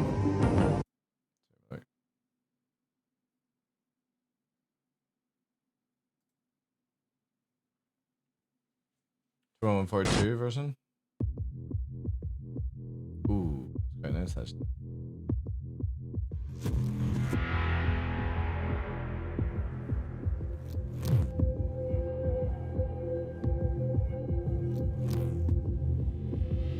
Ah, nice. Sorry, I'm already back. I'm actually.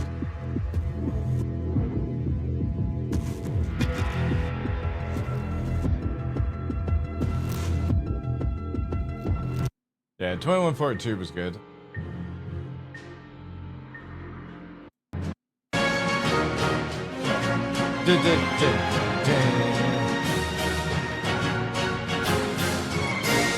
EA Sports. It's in the game. Yeah, they had good theme tunes. Good theme tunes.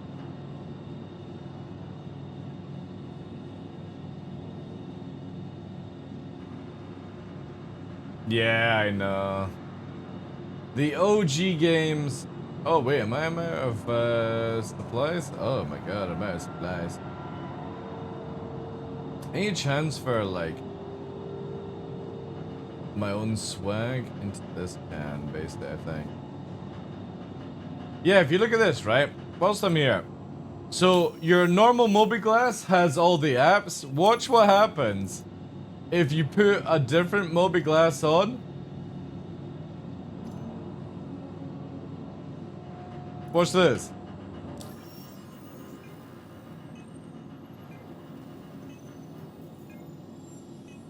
The fucking apps are gone. It's such a shit fucking mobiGlas that you don't even get all the good stuff on this mobiGlas. Can't even change out. Right. There we go, see? It's crazy, man. Crazy that CIG don't even test this. They don't even test when they update their mobiGlas. Like, it just... It blows my mind how shit their test team are.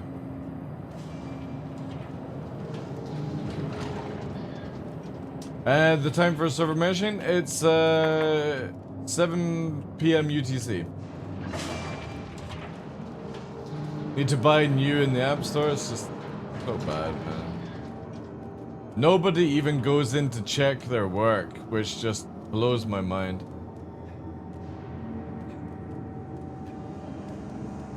Exactly, Tough. That's the sad reality. The person who does the mobiGlas didn't even check their work. Which is crazy. Aberdeenshire? Ah, nice. Welcome in.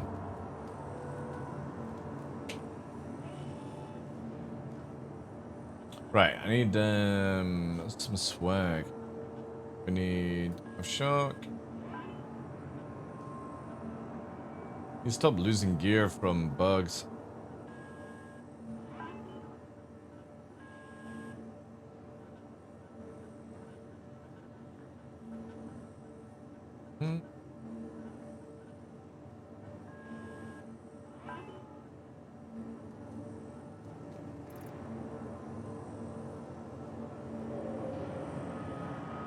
Oh, I didn't get a chest. Whoops.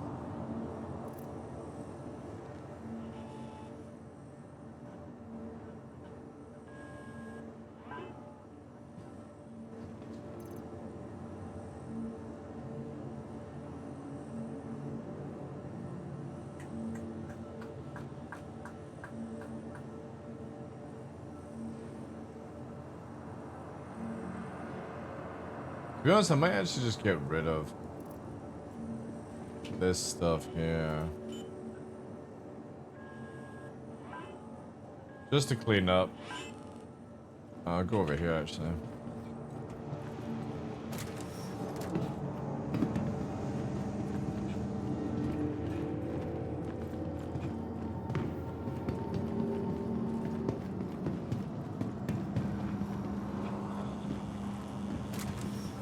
Kinda hoping Inside Star Citizen would be out soon. Hi. Welcome. Welcome. Wow, 1 UAC? Oh, I need to make sure. There's a few more items than what's on display.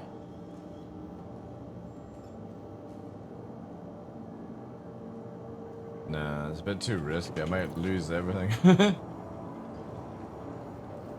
we actually just drop this?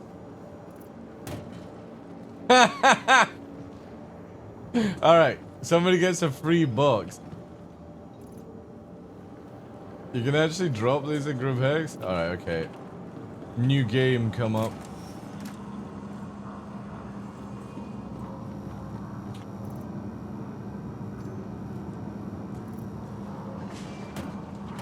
Alright.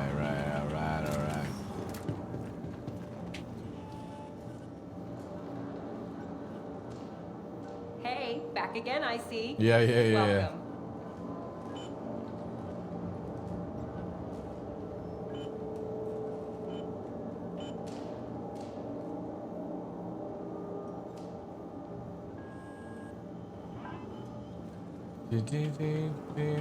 I love to see the Vault series. Yeah. So would I.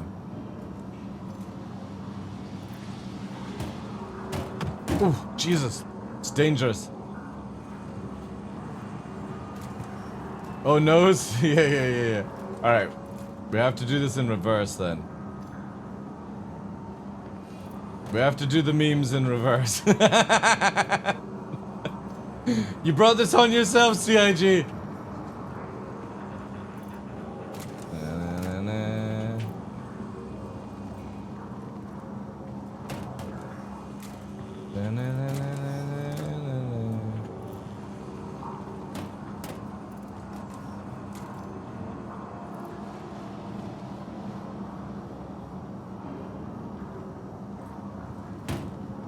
Oh, the fuck?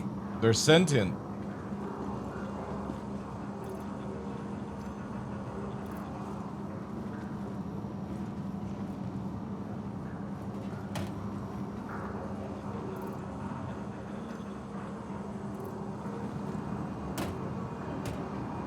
This is a gameplay loop for reduced it? I know.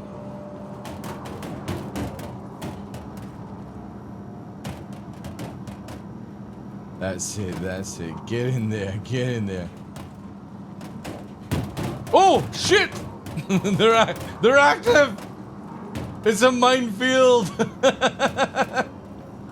Alright, more.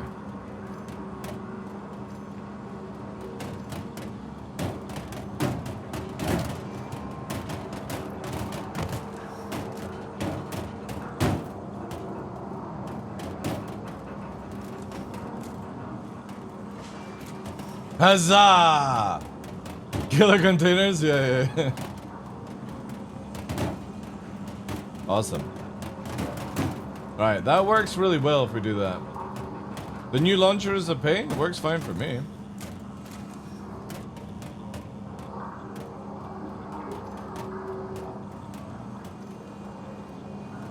I do like how fast it is that you can do that though.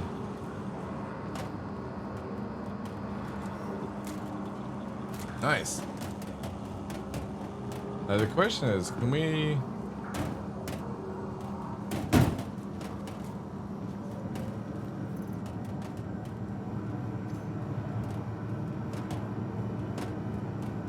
I keep getting the unknown launcher? That's interesting. Maybe CRG are doing stuff. Who knows?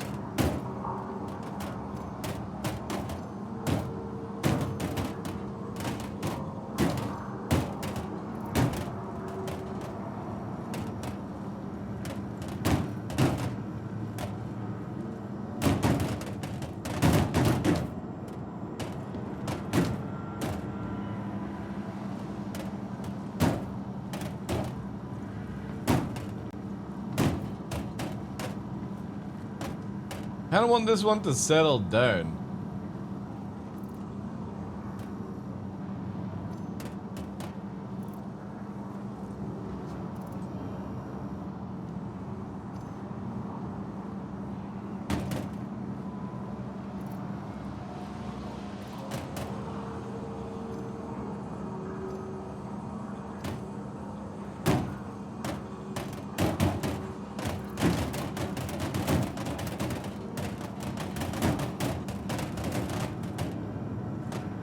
Haha! Oh, boo.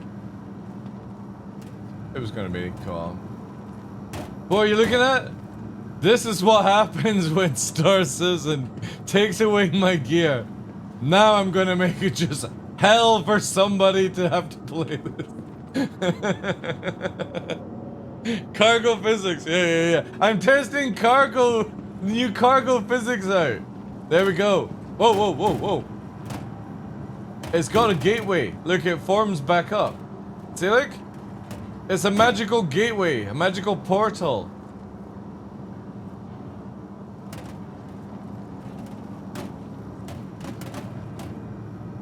There we go.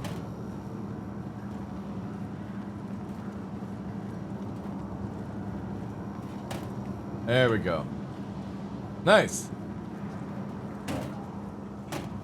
Oh no, it's caught me. No, don't take me in. It's like that part of Superman where the woman gets turned into the android. No, let me go. Let me go. No, I don't want to become one of you. I should have placed them in the elevator. No, dude, I'm stuck. It's got me. Oh wait, no, I'm free. Okay, all right, there we go. A little bit more. And the set piece will be finished. I want somebody to believe that they can get through without having to do a meme. Again, all somebody has to do is just grab it like this and vacuum them up. But let's see the intelligence of some people. Revenge of the Crates? Yeah. That looks good. It's not making a rattling noise now. It's not causing FPS lag. All it will take is somebody to just, also they can make a 1K per box as well, or something, whatever it is. Who says there's no content for SE? Damn straight.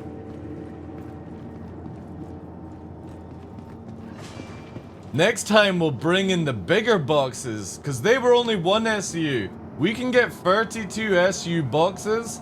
I'm pretty sure I can ram a hallway full of 32. Alright. I'm running out of guns. This is the first patch where, no joke, I'm running out of bloody stuff. Game keeps taking all the stuff away from me.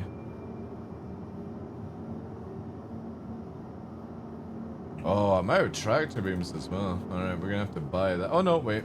I got one. Question is, does it work though? Yeah. Got fucking nothing. ASU's the biggest storage box? Yeah. Is it? I thought you could get more. I thought you could get like the 16 or something, but maybe I'm wrong. Someone will find this and go complain on Spectrum? Well, luckily it will. All I can think of is this is the theme tune I should have had on at the time.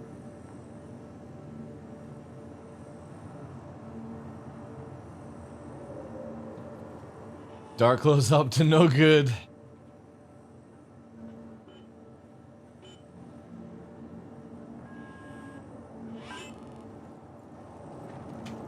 Maybe, yeah, that'd be cool actually.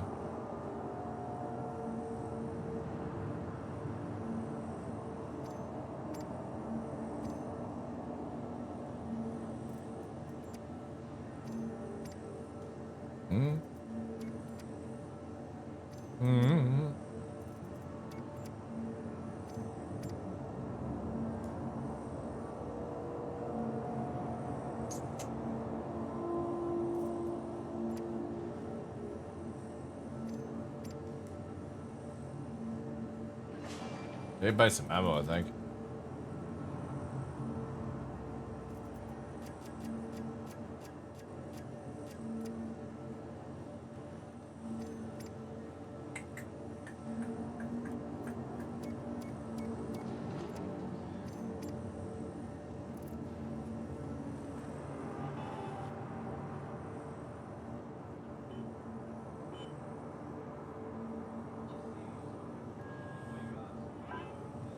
I wonder if I can actually... Wait.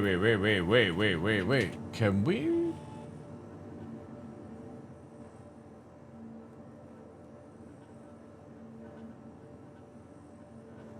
Grim Hex.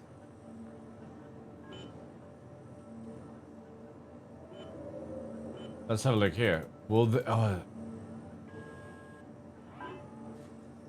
did that say error? Before I'm about to buy a wave. Oh no, it is. Shit, I thought it was an error. Ooh. Alright, let's have a look.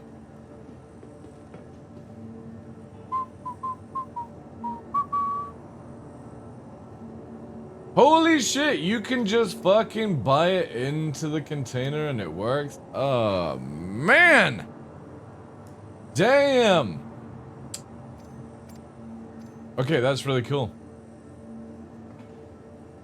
That's really, really cool.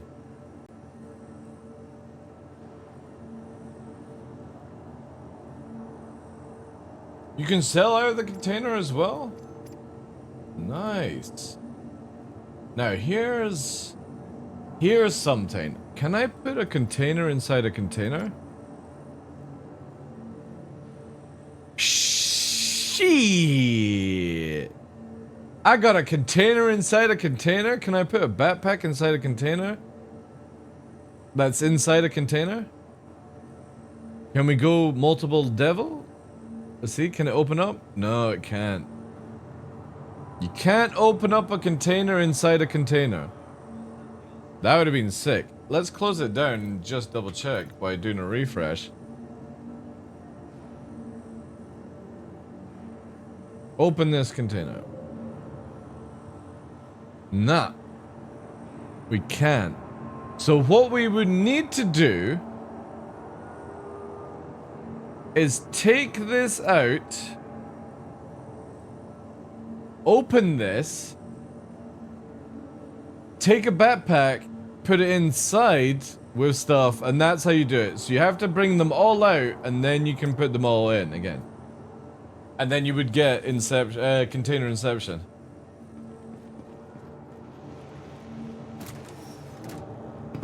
That's pretty cool. I need to remember that. Nesting dolls, yeah. Well, I like that because again, for example, I can drag this and drop this right now and everyone would get gear on the ground.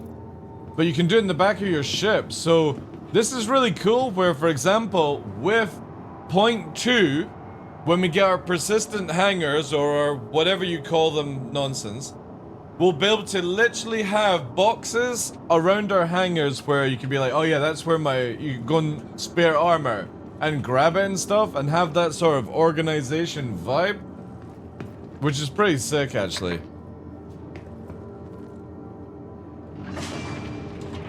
Now all they need to do is bring out boxes that you can put a password on. That would be really fucking cool actually. Password boxes.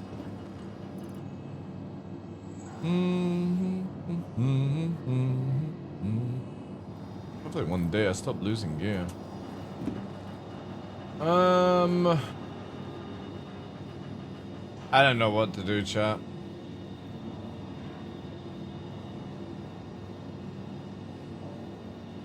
I don't know if I've got it in me to play this game for another 2 hours until Inside Star Citizen comes out, sadly.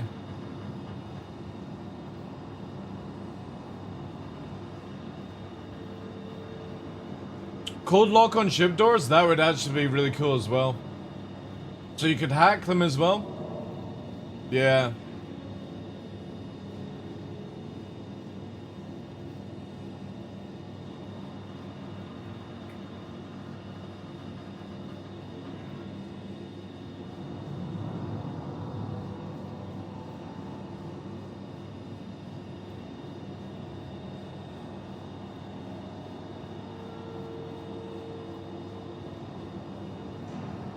Man, I can't wait for tomorrow, guys. Tomorrow's gonna be so sick if they can get this evil Cathy out.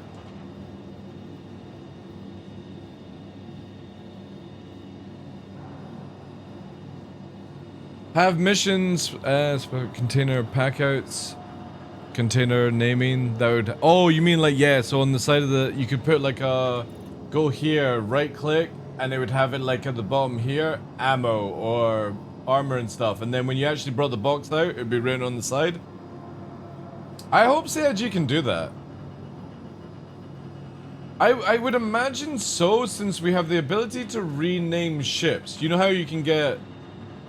put names on the side of the ships and they're like white writing. I would imagine the same sort of tech allows it to work on a box, where you would right click the box and set name, and then when you drop it, it would be written here or something, you know? Yeah, they could use icons as well. It'd be kind of cool if you could change the color as well, just so you'd be like, right, an orange box is going to be weapons, a yellow box is going to be fruit. There's so many things they can go with this, but I like where they're going with it. I like how I can have a box inside a box. So now I can have like a trinket trove here, right? Where I go, in this box has a mobi-glass, but I'm going to put the cards in it, right? And then if I found somebody's ear, I like cut off somebody's ear in game, I could put it in a storage box. Their hand or something. Put all the crews in. Kind of jazz. And then you can bring that box and put it in here. Yeah, search would also be another cool thing. But that's definitely a good system. The thing is though, we're meant to be getting this thing shortly. And obviously this window is about to go from the game, and it's going to become this and whatever this is. Obviously, you'll still have this for your personal stuff to move it around, but you won't have this anymore. This goes away with the new stuff. I still want to know what the fuck that new... It's basically the same thing. The difference is instead of me going here and doing this stuff here, I have to go here and do it. I can show you what the new terminal looks like as well. So, Star Citizen cargo terminal images. So it looks like anybody have a image of what it's meant to look like? There was like a... Or is it gear term? Oops.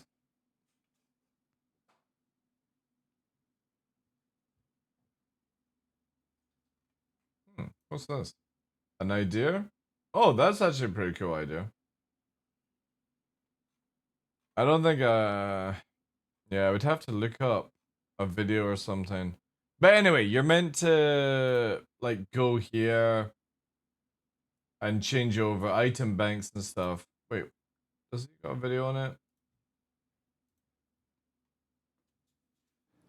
Hello everyone. Inconvenient to use. And I want to clarify something, but I mean with Alright. not very realistic. It's just a rant. I don't care. Oh, the split screen? Let me bring it back up here.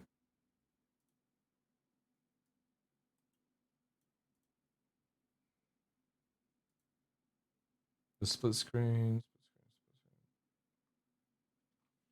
I don't see anything.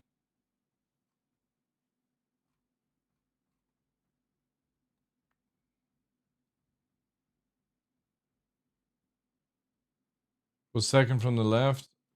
Oh, I think Google's giving me something else instead.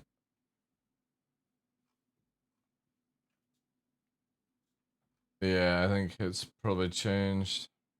Or if I click this, was it? No. Man, I wish I had bookmarked the thing. There might be something on Discord, actually. Let me have a look.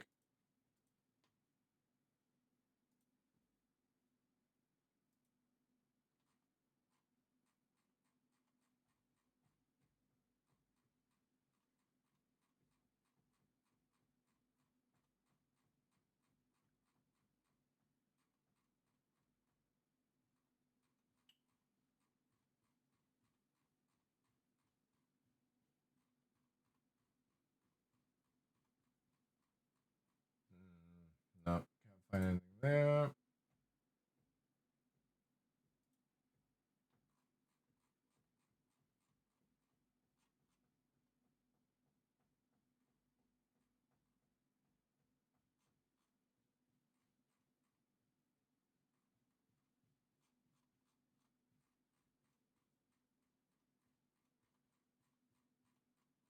I could have sworn I saw a really good image of it like a few weeks ago.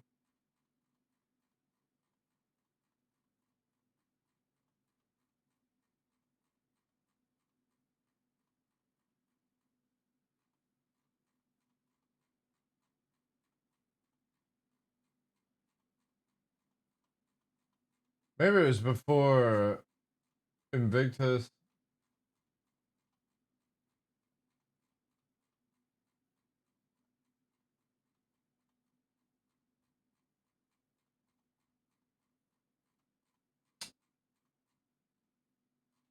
Nah, can't find it.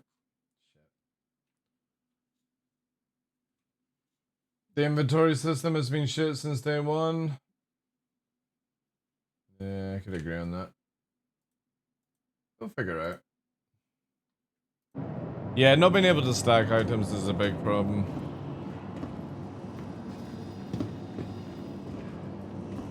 Maybe we'll get an Inside Star Citizen video on it today. Anyway, guys.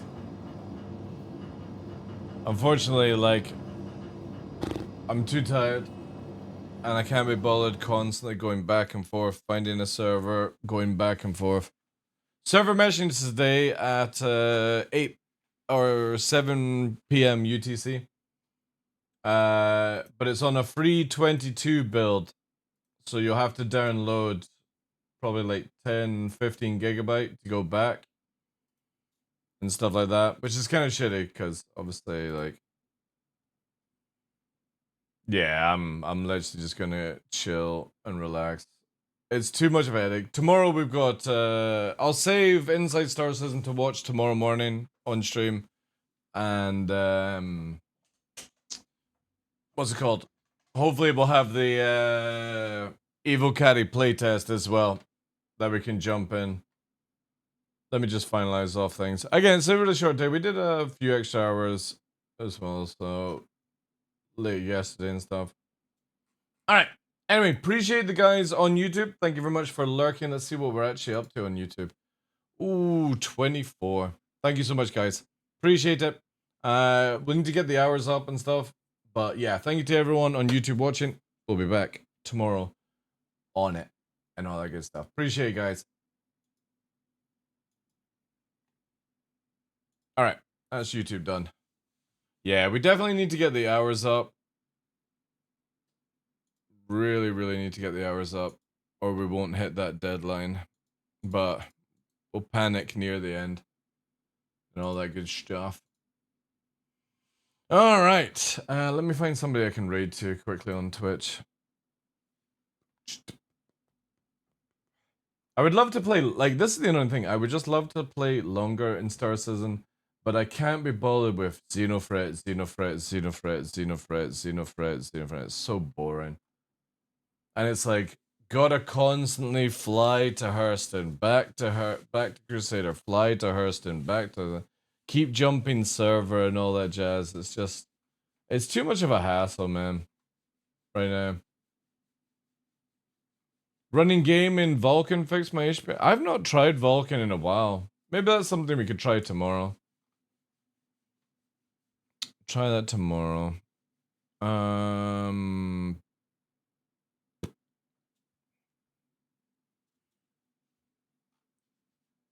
Also, we're like finishing really early, so I don't know where to go to. Sati. Kind of cool, like somebody's starting up.